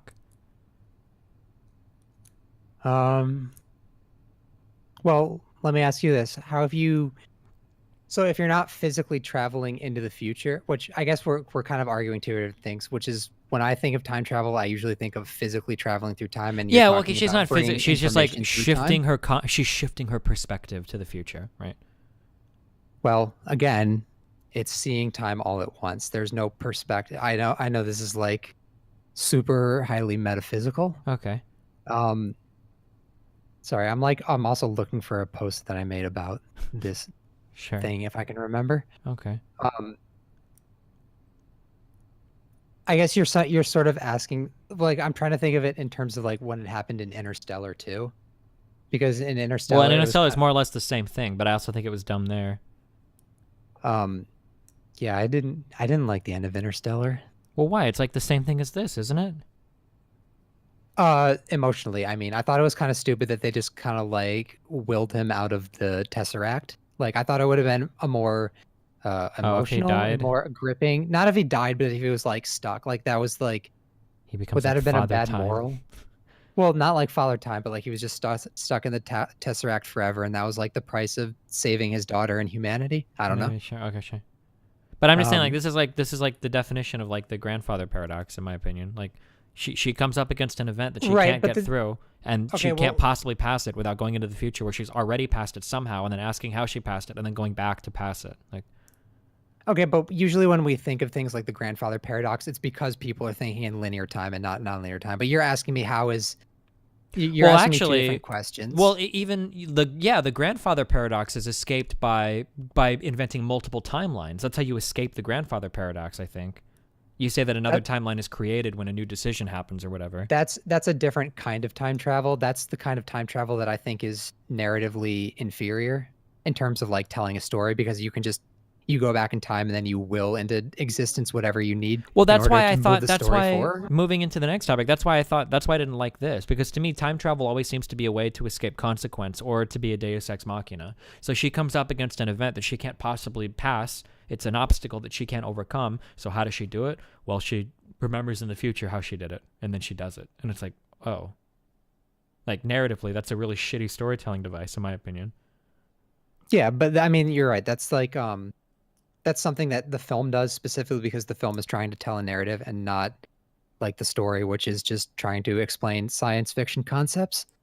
Sure. But I'm just saying that sucks. I don't find that fulfilling. This is why I usually don't like time travel as a concept in movies, because it's usually used as a way to escape consequence.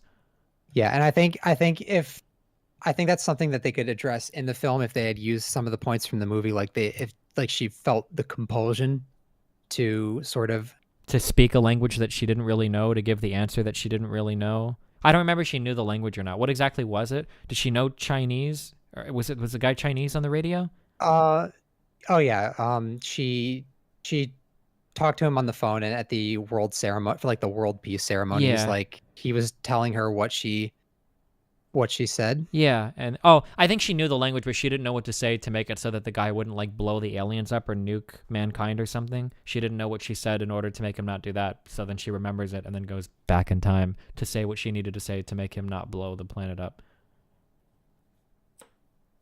I don't think I'm ever going to be able to find this thread. Sure. 2 months ago. So all right, so sorry, I lost myself. Which part we were asking? Because I think we were just at a disagreement between, or sorry, not even a disagreement, just like a different conceptualization of whether something is time travel versus how you reconcile things like the grandfather paradox. Yeah. And so I was just time travel. Okay. You don't think it was time travel? A little bit of time travel. I mean, if you want to define time travel as moving information between two different points in time from the perspective of a linear timeline, then yes, it was time travel. Okay. But I don't think it was time travel. Okay, here's where I go alt right on you and move the goalposts, which is if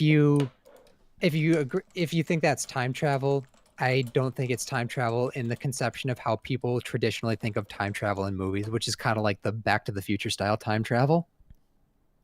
Okay. Which is like, I think you would agree that the time travel presented in Interstellar and Arrival is basically different, is way different than like Back to the Future, change the past, alter the future. Yeah, I mean, it's different than those for sure. Yeah, it is. I can't remember. This was the post that I was looking for, but It was sorry, that was just a post that I was going to make about why I think the closed loop thing is a better storytelling element, but that's not like really relevant to the question of whether or not something is actually time travel. Okay.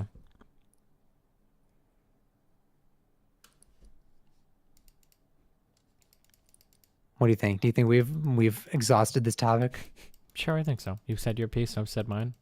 Are we good? Okay. Someone else in here wants to argue about it. Oh, okay. Well, don't forget, I still have to okay. This is my last thing. Yeah. Is that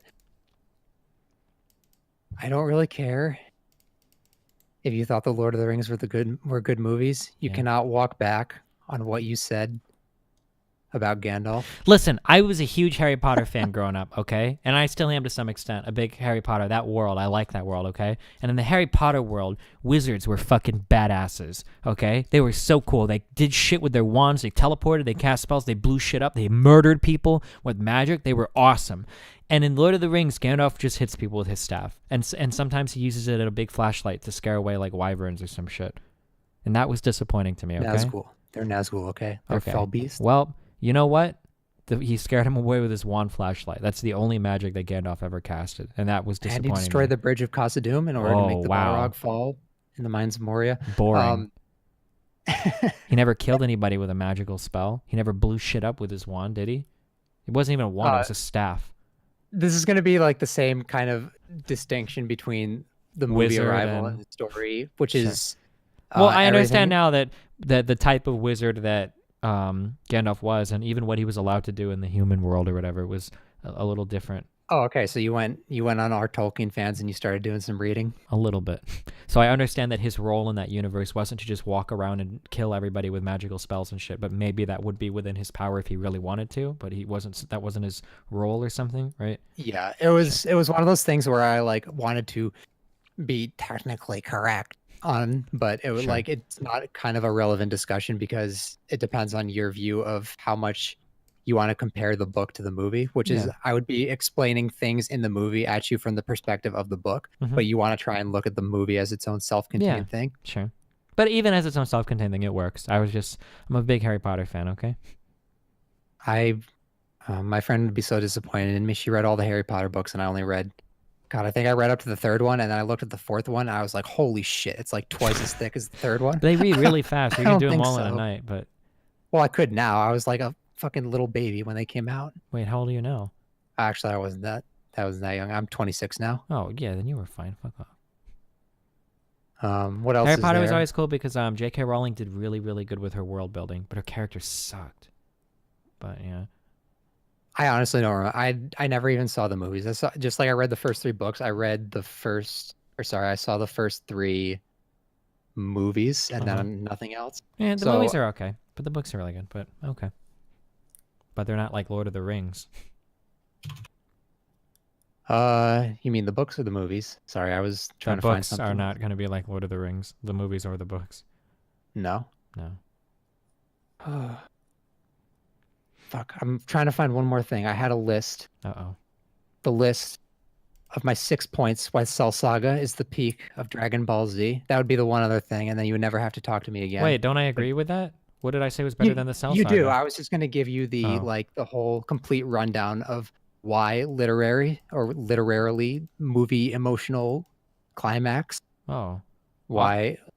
I mean, I think it was better because you got the culmination of 2 big arcs. You had, I think Goku was finally permanently dead, which was like the completion of his character. And then you had the evolution of Gohan, who was a character in the making for like multiple seasons, finally achieve like his maximum, never before seen in the entire universe level of power to defeat like the strongest dude. Those are my reasons for thinking the Cell Saga was probably the best. Those are very good reasons. But it's only 2 reasons. There are more? I have 6. 6? What are the other 4? 6. All right, hold on. Now I actually have to find the list because I wrote them all down and I'm going to miss something if I don't figure it out. Those are like the only things that really mattered. What else could have mattered? They were also starting to reach levels of power where it didn't make sense for them to get any more powerful. I don't know if that would include one. Yeah. Like Frieza could split a planet in half and Goku beat Frieza in SSJ 1. So like how much more strong can you fucking get, right? Oh, while the Android arcs were wrapped up too, sure. All right, you know what? We're gonna do it live. Fuck it, we're gonna do it live. I'm gonna find out I'm gonna write down 6 numbers, and I'm gonna fucking do this. Okay. Hold on. Give me like 2 seconds. Wait, here. Do you want? I'm gonna talk to another person real quick about Arrival, and then you can find this or make this list, and then I'll bring you back in and talk to you. Okay? Okay, sure. Okay. Be careful. Are you ready to get crushed again? I'm sorry, what's that? Are you ready to get crushed again? Oh, I'm sorry. Twitter and Reddit disagrees that I got crushed in the first place, but we can carry on. Okay. Well, you know, my Glock 17 says that I won, so let's go. Arrival. How is it not time travel, my dude? Explain the grandfather paradox. All right, let's go back a little bit. Okay. What was the heptapod's single reason for coming to Earth in the first point in the movie? I don't know. This was to like save their existence because they some fucking bullshit. I don't know. They wanted to touch a boob. I don't remember why, but it was something to like save their existence. How do they know they needed their existence being saved? So I think it wasn't it like at some point in the future some catastrophic event happens to their race and only humans would have the answer, so they were coming to save us from something to make sure that we would develop adequately enough to save them in the future. Am I getting that totally wrong? Is that about right? That's about right, but how did they know this would happen? Probably because they have a language that lets them see all points in time. Wow. Okay, so it's almost like they transferred that to our character Louise. Yeah, they transported to her the ability to time travel. I don't disagree. No. You never used the phrase time travel once during your explanation of the heptapods, but because the movie explains the world to you through Louise's eyes, you perceive it as time travel. Okay, hold on. Let me think about this for a moment. So, the reason why I would say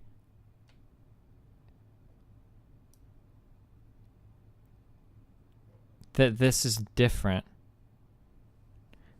is because stop. Didn't time no. travel. The reason why I would say this is different is because the catastrophic event.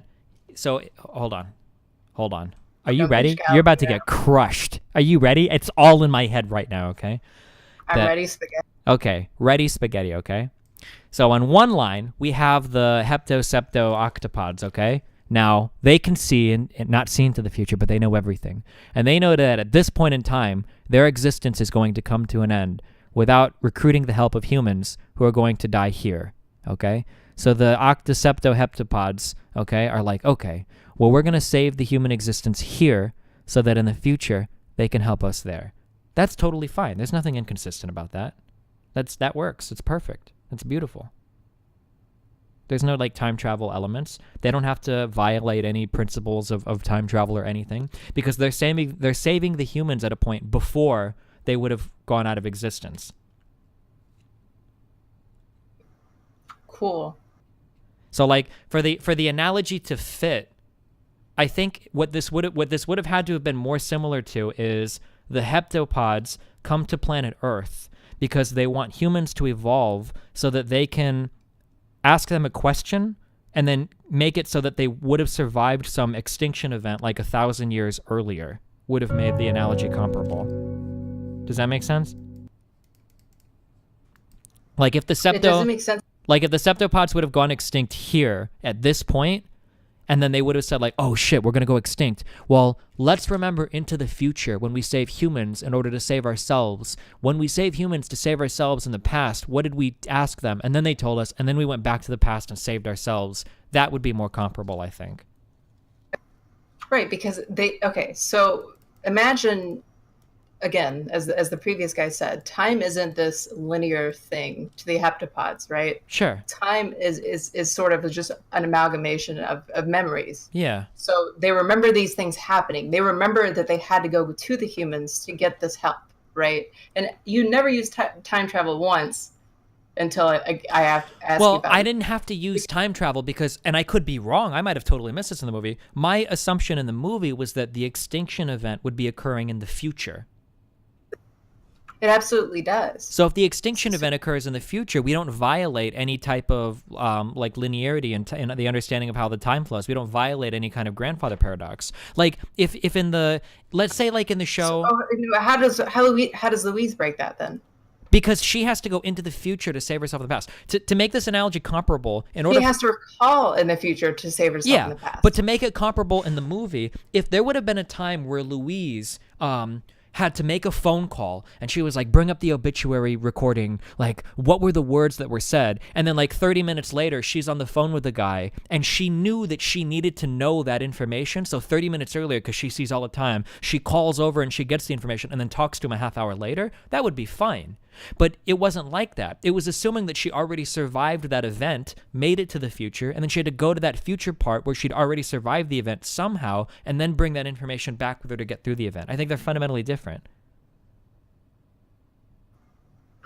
Okay, so your problem is simply with the way the movie presents itself to you as a story. That's why you can accept that the heptapods didn't need to time travel, but she did. So she's not time traveling into the future to ask him this question. She's asking him this question because she doesn't remember what she had said to him over the phone. So okay, so here's two different worlds. You can tell me if this fits or not, okay? And this exactly illustrates what I wanted to do, okay? So a person walks up to a locked door, okay? Right? Okay. Okay. This locked door has a key code on it, okay? It's a 4-character key code, letters 0 through 9, and if you get it wrong one time, you die, okay? So they walk up to this keypad or whatever, and there's a key code, okay? And they have to enter the right password to get in, okay? For the heptapods, what it seemed like to me was there was an answer key that they knew they needed, because they knew they were going to come up to this door, and they knew that they needed to look at an answer key in a prior room before coming to the door. So being able to see all of time and knowing that that would happen, before they got up to that door, they glimpsed the answer key, they figured out what the combination was, and then later on, they walked up to that door and they passed through that door, knowing they're all time bullshit that in the past they would need to go and look at that time thing, right? Well, for the lady Louise, what happened with her was she came up to a door, but the answer key was on the other side of that locked door. So she has to think forward to a future where somehow she got through that door, and then she looks at the answer key there and then takes that information back from before she ever got through the door.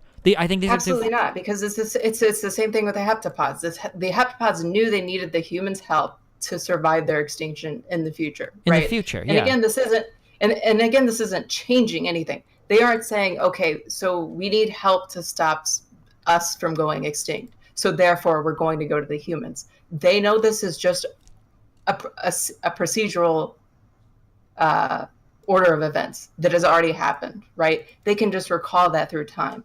That's the way their language works. That's the entire point of the movie. That's the entire point of the scenes with Hannah and Ian. Yeah, but in the movie, what I'm saying is it totally makes sense that you can see the future up to an extinction level point and then figure out what you need to do to prevent yourself from hitting that point. It doesn't make sense that you could be past the extinction level point and then think back to how you got out of that extinction level point in order to not be extinct. So how the movie is presented, and it even faces this hurdle with Hannah. Okay, so with how the movie is presented, so if the heptapods had went extinct, they wouldn't have solved it. They would have never said, okay, how can we prevent this from happening? It just already is, right? Well, but like the thing is that like they save humans and everything way before they would have ever gone extinct. Like their extinction event isn't until some time really far into the future. Right, because they don't perceive time as this linear line. Yeah, but I'm saying it doesn't matter how you perceive it. Do you agree that there is an actual order of events, or is that all? Of course, but again, you're looking at it from just a movie telling perspective, right? No, I'm not. I'm just looking at it from an order of events perspective. Like, how does this person, or explain to me in this analogy, how does this person how does this person remember a time period where they got past the locked door to remember what the answer was on the other side when they could have never gotten past that locked door? How is that possible? Okay, so for example, if the heptapods had went extinct because humans didn't exist, they would have remembered that happening and it just not having an answer to it. If they never found the humans, they wouldn't have remembered that they needed to go to the humans to get the answer. Okay, that's literally how it's presented. Yeah, but like for the door thing, I answer the door thing. How does the person remember once they've passed the door? Like, how does that make sense? Okay, so if you're drawing from her example, you mean Louise? No, just in the doors. I want to hear the door thing solved. How does the door thing work? I don't give a fuck about your door analogy. But the door thing is exactly what happens. No, it's not. Okay, because remember, this is after she has understood the heptapod language, right? Okay, So yeah. now she is perceiving time all in this one event. Okay. So now her entire life is in her memory. Okay. She's not going anywhere. She sees it all. And that's why Hannah, okay, so this is what you're misunderstanding is you're pretending like, okay, if she was taking a test, Yeah. she could just go into the future and see all the answers to it, go back and take the test correctly. That doesn't happen. And in the movie, it clearly demonstrates that with Hannah, her daughter. Okay. What happens to her daughter, Hannah, at the end of the movie? Doesn't she die of like leukemia or some shit? She dies of cancer. What happens with her relationship with Ian at the end of the movie? Doesn't it break down after the daughter dies and they separate? No. That's what you're clearly misunderstanding. Because the movie illustrates that she knew that Hannah was going to get cancer. Okay. Right. And she withheld that information from Ian up until about Hannah was 6. Yeah. And then she tells Ian that information. And then he leaves and then her, right? Ian starts right. He leaves her and he leaves Hannah, and he never can look at the two of them the same way again. Okay. So the point of that illustration is that she cannot fundamentally change things that are going to happen. Okay, but all of this wishy-washy stuff has nothing to do with the main problem of her talking to the Chinese dude on the phone. Like, I understand thematically, like, all of this kind of stuff, but just in looking at the actual, like, usage of time travel to solve a problem, that's totally unexplained. It's time travel. She has to say a special code word. She has to say a special series of words to the guy on the phone in order to survive. But the only way that she can say those words is to remember what she said by going to the future and then going back to when she magically passed the event somehow. No, not at all. Because she's remembering time as it has happened. Okay, so she's but how could it have already happened that she doesn't even know what to say? Because she doesn't know what to say. Oh, okay. So your main problem is that there seems to be a plot hole, but the plot hole wouldn't insert time travel. It's just a plot hole. Well, how does she know what to say about the dude's dead wife or whatever? That's a plot hole. That doesn't mean it's time travel because it goes against the entire point of the movie. But that's how she gets past it. Is by going into the future and then asking, "What did I say to pass the test?" She doesn't know what she recalls. She recalls what she had said to him because she specifically asked him, "What did I say to you?" And then again in the movie, it's just presenting it to you. Okay. But why would she need to recall what she says to him if she knows in that point in time what to say to him? Because again, okay, let's say you're trying to remember something that happened a year ago, right? Okay. So you're just recollecting that information. Well, but like a year ago, I wouldn't need to remember what would happen a year ago. I would just know it because it was a year ago and that's when it happened. Right, it's just a fucking plot hole in the movie, dog. Okay, you're harping on it way too. It's the main part. It's a big. It's no. It's absolutely not the main part of the movie. The main gist of the movie is communication, right? And this is maybe the main theme, but this is like the climax of the movie. This is where she takes her newfound superpower and uses it to save the day, because this was like an extinction level event almost for mankind. Weren't the Chinese about to like launch nukes either all over the world or all at the septic pods or whatever? They were just going to shoot the heptapods. And the heptapods were just... Well, I imagine they would fight back, right? But regardless, right? It was a really, really, really big deal that the Chinese dude didn't like nuke the septic dudes. That was a really important part. So her passing it was her using her time travel powers to do it. I mean, I feel like that's just you ascribing that to a plot hole. But that's well, if you want to call it a plot hole, that's fine. If you want to call it a plot hole, we can call it a plot hole. But I mean, it's weird to. My question is, why do you ascribe it as time travel when literally everything else in the movie isn't time travel? So just this one event in the movie is time travel? Yeah, that's why it was so shitty to me. Because I think that the concept is really interesting. First of all, the concept of learning new information by learning new words is interesting. And then the second concept of if you see everything and you see some level of pain that is at the end of some level of happiness, is it worth it or whatever? Is it better to have loved and lost? Right. If you don't mind, Fran 13er said it perfectly, right? Okay, what? So you can't just interject that it was time travel. If it's a plot hole, it's just a plot hole, dog. Yeah, if you want to make it a big plot hole, that's fine. But in the movie, it's explicitly solved using time travel in the movie, very explicitly. That's how they solve it in the movie. If you want to call that a plot hole, I'm okay with that. But that's my main problem with the movie, was that big plot hole. Because it takes one of the most important narrative aspects of the movie and then abuses it to solve a problem in a really deus ex machina kind of way. which to me is All right, unfortunate. I'm willing to accept that, but it's not fucking time travel. I mean, Destiny, I really it need is to stop time saying travel. it's time travel. Like, It's a fucking pothole. If you 'Cause it's removed, not supposed listen, if you removed that part from the movie, then I would never, ever, ever, ever utter the words time travel in this entire fucking movie. If you removed that Of one course. element of the movie, then nothing in this movie is time travel. It is the perception of all things happening simultaneously and all of that. I totally agree with you. Okay? Is that okay? Yes, thank you Okay. very much. But for this, We're done. this quote unquote plot hole, it's only a plot hole if you don't accept that she used time travel to get through the door. Well, no, because you interjecting time travel adds a dozen more plot holes than it answers. Okay, Because, well then, can you answer this hypothetical? How does the person get through this locked door in my hypothetical problem? Can you just answer that one? It's a plot hole. No, because you're right. It's a plot hole. But they you're would do. trying to, But like, but let's say this person had the ability to perceive all of time, and then they consulted the answer key on the other end of the locked door. You would say that they utilized time travel to get through the locked door, right? Okay, yes. But in the greater scheme of the narrative of the movie, does she possess the ability to time travel, yes or no? I mean, to solve that problem, yes. To solve this one problem in The climax entire of the movie. But other than that, I would say no, it's not time travel. But for this problem, I would say it is time travel. Okay, so instead of just saying it's a shitty writing, just okay, just fuck off, Destiny. I love you. Just have fun. I love you. Be careful. Bye, buddy. All right. Wake up. Wake this guy up. Wake up.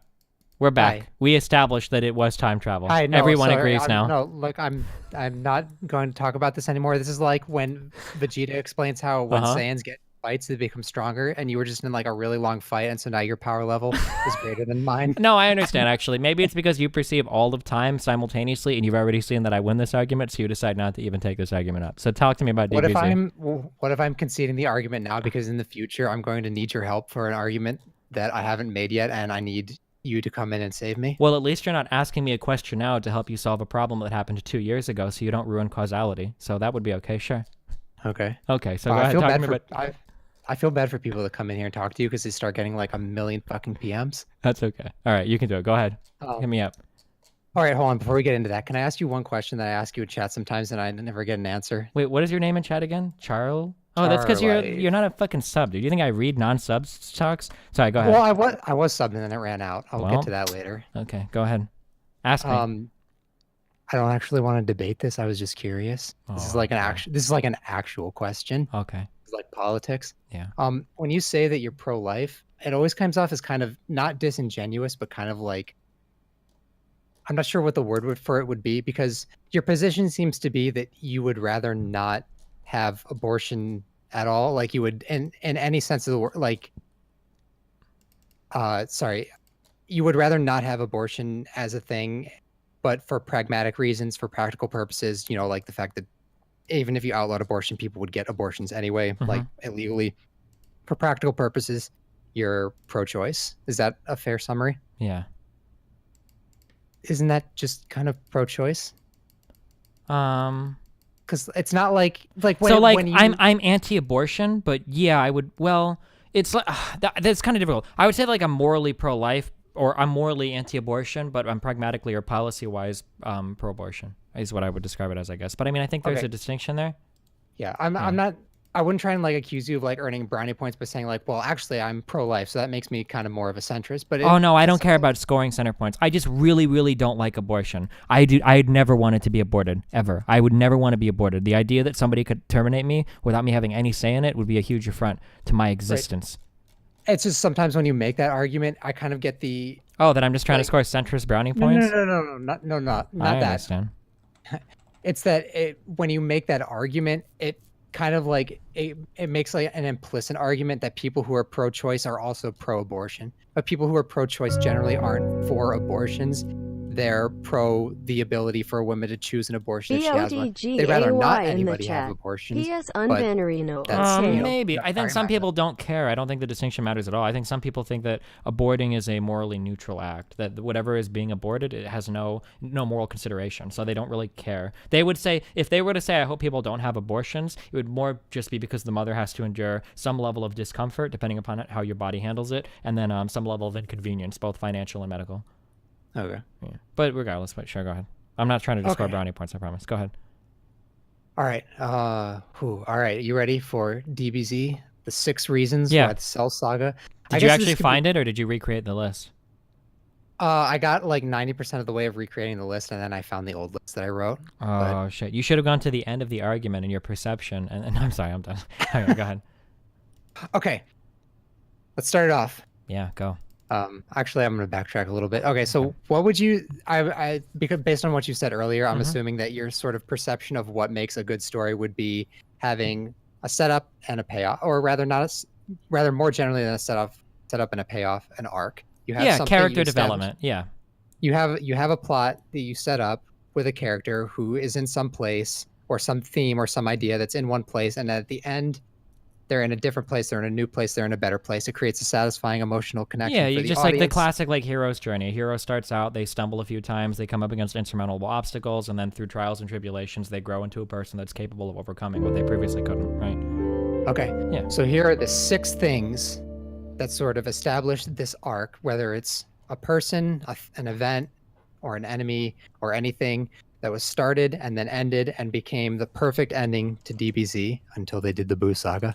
Okay. Number 1, Dr. Gero and Cell. Dr. Gero was Goku's arch enemy during the original Dragon Ball. You know, he was the creator of the Red Ribbon Army. Yeah, the Red, yeah. Something that was forgotten about. Mhm. During the Cell Saga, or I guess technically during the Android Saga, Dr. Gero is killed by his own androids, by his own hubris, I guess. I never actually watched Dragon Ball. Please don't ask me any questions about it. I just know from watching DBZ. He was killed and he created Cell. Okay. What is Cell? What is Cell to you? How would you define Cell? Wasn't Cell the ultimate creation of Dr. Gero? He was created to take in all of the other androids and become like the ultimate perfect being by absorbing the rest of Dr. Gero's work. Yep. And not only was he created by absorbing all of Dr. Gero's other creations, he was created from the DNA or the cells of all the other Z fighters. He was, I guess, I don't know if there's a specific TV trope for this, but he is a creation that's sort of the self. He is a combination of everything that all the characters have faced coming before them. He's a combination of Piccolo, of Vegeta, of Goku. He embodies all of their traits, and in that sense, he is sort of the creation that the characters are fighting against themselves. Sure. So that's why Cell is like kind of the ultimate villain. He's like he's the badass that has the traits of everybody. Yeah. Okay. So that's number 1. That's why Cell is the perfect villain. That's why the plot that was created in Dragon Ball, which was never answered, becomes the end. Okay. Of that story. Number 2. Kami and Piccolo. In the original Dragon Ball, Piccolo was Goku's rival. Yeah. And he defeats Piccolo, and when Piccolo's defeated, they split into 2 beings, Piccolo and Kami. Kami becomes the guardian of the Earth. And then in the Cell Saga, in order to protect the Earth from Cell by fighting Cell, Kami and Piccolo refuse back into one being. They become Piccolo again because Kami is very old and he can no longer take the stewardship as the guardian of the Earth. Mm-hmm. Who does take stewardship of the guardian of the Earth? Do you remember? Wasn't it that little? I don't want to say it's not Dende, is it? It is Dende. Yeah, Dende. Okay. It is in fact Dende. It is the Namekian who is friends with Gohan and Krillin, who that comes was back brought to from Earth. planet Namek. Yeah. So now the torch has been passed. Kami and Piccolo are reunited, and Dende, the young, sprightly character who is friends with our heroes, is now the young steward of Earth. She is ready to watch over Earth forever. Okay. We no longer have to worry about. Wait, Kami's Dende was a age. girl? Did I say she? I Yeah. thought I said he. Oh, sorry. Dende's a he. Okay. At least I think, unless they did some shitty like dub mix where they No, took a female character in the Jap version and turned them. I don't know. Okay. Number 3. This is a fun one. This is actually my favorite one. Vegeta. What do you think of when you think of Vegeta? What is his kind of goal across the Vegeta series? is his own kind of guy who's always looking out for himself. Ultimately, he holds himself in his own highest regard, and he would probably never do a selfless act. I don't think he did during the Frieza saga. I could be wrong, but any sort of self-sacrificial, ultimately selfless act, I don't think he ever did. But then he does in the end when he kind of gives up his hubris or whatever to help Gohan kill Cell, right? Yep. It's you're on the right track, but you're missing one important element. So, and in addition to that, I guess this is just kind of an extension or like a more critical analysis for what you just said is he wants to be better than Goku. Yeah, that's always his motivation. His driving motivation is he's always behind Goku. He can never catch up to him. The one thing he wants in life more than anything is to be stronger than Goku. Or, if I'm allowed to say this on stream, Kakarot. Okay. So we don't use their slave names here, but okay. So you're right. Vegeta becomes selfless, but more importantly, what happens is that when Cell comes back, after Cell detonates himself, he kills Goku. And that whole little planet. And blows up King Kai's planet, and he comes back. The first thing he does is he shoots his little finger laser or whatever at Trunks, and he kills Trunks, and that sets Vegeta off. And this is the point where Vegeta finally, for the first time ever in the series, cares about something other than himself. He has a son. He cares about Trunks. And forever. And so now we've taken that arc, and now into the future, Vegeta realizes that there's more to life than being better than Goku. He has a son that he cares about, and he can put his son first.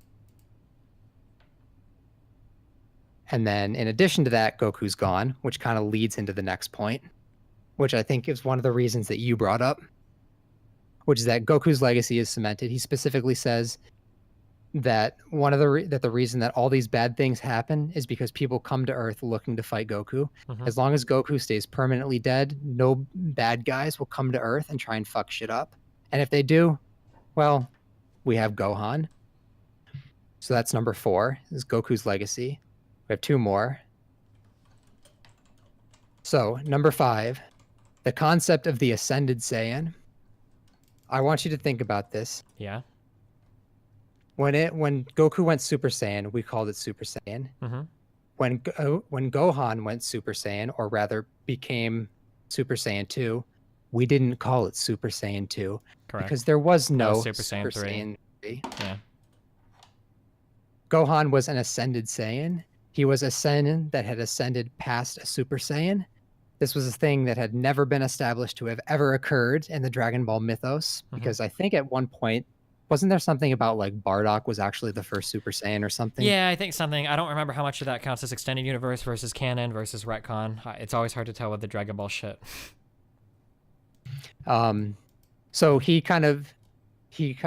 becomes an Ascended Saiyan. He uses his compassion. I guess it's kind of implied that this only happens because he's half human and half Saiyan because of Chi-Chi. He becomes an Ascended Saiyan, and he is the most powerful being in the universe, and forevermore until, Buu Saga, he will remain the most powerful being in the universe. This is because Cell is the perfect being, and what happens to Cell? He gets Cell. Oh yeah, he gets fucking annihilated. He becomes 100% ultimate perfect form, and Gohan just fucking shits on him. Gohan doesn't even give a fuck. He just beats the shit out of Cell. It's like nothing. In fact, that even happens in one of those like movies that some people watched and some people pretend don't exist. I think it was like BoJack or something comes to Earth, and Gohan just goes Ascended Saiyan and just like kills him instantly because he is now the ultimate Saiyan. There's no more threats that can threaten the Earth because Gohan is now the ultimate power in the universe. Okay. Which is, of course, number 6, Gohan, the completion of Gohan's arc. Even at the end of Dragon Ball, when Gohan is little and he's in his little tyke toy truck and rolls down the hill, and Goku's like, oh my god, he's rolling towards the tree, he's gonna hurt himself. Gohan smashes the tree, and they realize, wow, he has this incredible secret power, that he has compassion and a love for all things, protecting. And it comes out a little bit during the Frieza saga. Well, in the end of the Cell saga, we get that revelation. We get the true ascension of Gohan's power and why he has ascended Goku for the mantle of Guardian of the Earth. Okay. And so between Cell being the ultimate enemy, Kami reuniting with Piccolo, and the ascension of Dende to the throne of Guardian of Earth, Vegeta caring about something other than himself and having a son to care about in place of trying to best Goku, Goku no longer being around to not prevent or to prevent any more enemies coming to Earth, Gohan being the ultimate fighter in the universe and fulfilling his potential. You have the reason that the Cell Saga is the ultimate ending to the Dragon Ball series. Okay. But if you like the Great Saiyan Man, I guess you can watch that. Wow. Wow. Well, there you go, my dude. Super interesting, huh? I was going to ask you at some point, I had a note here. I was going to ask you what you thought about the concept of StarCraft dying because casual players couldn't get into it, but I'm pretty sure I watched some videos of you talking about that, so it doesn't matter. Well, do you have anything else you want to bring up on stream now that we're here, now that you've already pontificated on the superior Dragon Ball Z saga? No, you're just helping me, my dude. I'm like a Reddit shit poster. I condense all my ideas into big long Spurg posts, and I never do live conversations. And you've helped me very much, my dude. Oh well, no problem, my dude. We can agree that like the Buu saga was just a total shit show, a total clusterfuck of ideas and narratives, and just all around fucking. I have stupid, right? never even seen the Buu saga in its entirety. I think I got up to the point where they released. What did they release first? Little Boo or like the Super Something, Boo? yeah. I got to the point where they ate him as cookies, and then I stopped watching, and I kind of like read synopses afterwards, and I was done with it. It was beyond fucking stupid. I could only watch so many failed fusion attempts before I was like, this is retarded as fuck. Yeah, I don't know anything about Dragon Ball Z beyond that. Okay. Okay. Hey, one more thing. Yeah. Can you, now that my subscription ran out, can you give me a T4 sub? Because after Harkton came on, I put all my extra money into Ethereum and Litecoin. Well, that should be good then. Aren't you making bank? Not yet. It wasn't that much. It was more like if I put in some money now and then I like put myself into a coma for the next 7 years and wake up a millionaire, it'll be great. And then I'll Oh, there you buy go. like all the T4 subs. Well, thanks. We'll just hold on to it, my dude. Don't worry. It's coming. All right. I believe in you. Is this the part where I'm supposed to like look into the future and see that I have like the $10,000 tier 5 sub? I don't know. Maybe. Okay. All right. I think that was everything. Well, I love you, buddy. Stay safe. Be careful. All right. Thanks. All right, Talk to no you later, problem. man. Yep. Because she always did. Time travel. Wow. All right. What's up, guys? How are we doing? Can I go to bed now? It's 3:16. I've been staying awake so late.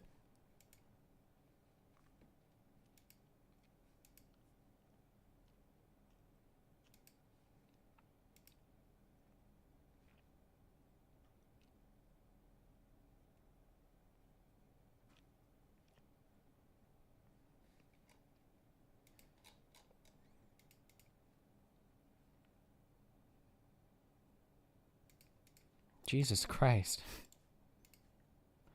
All right. I love you guys. Stay safe. Be careful.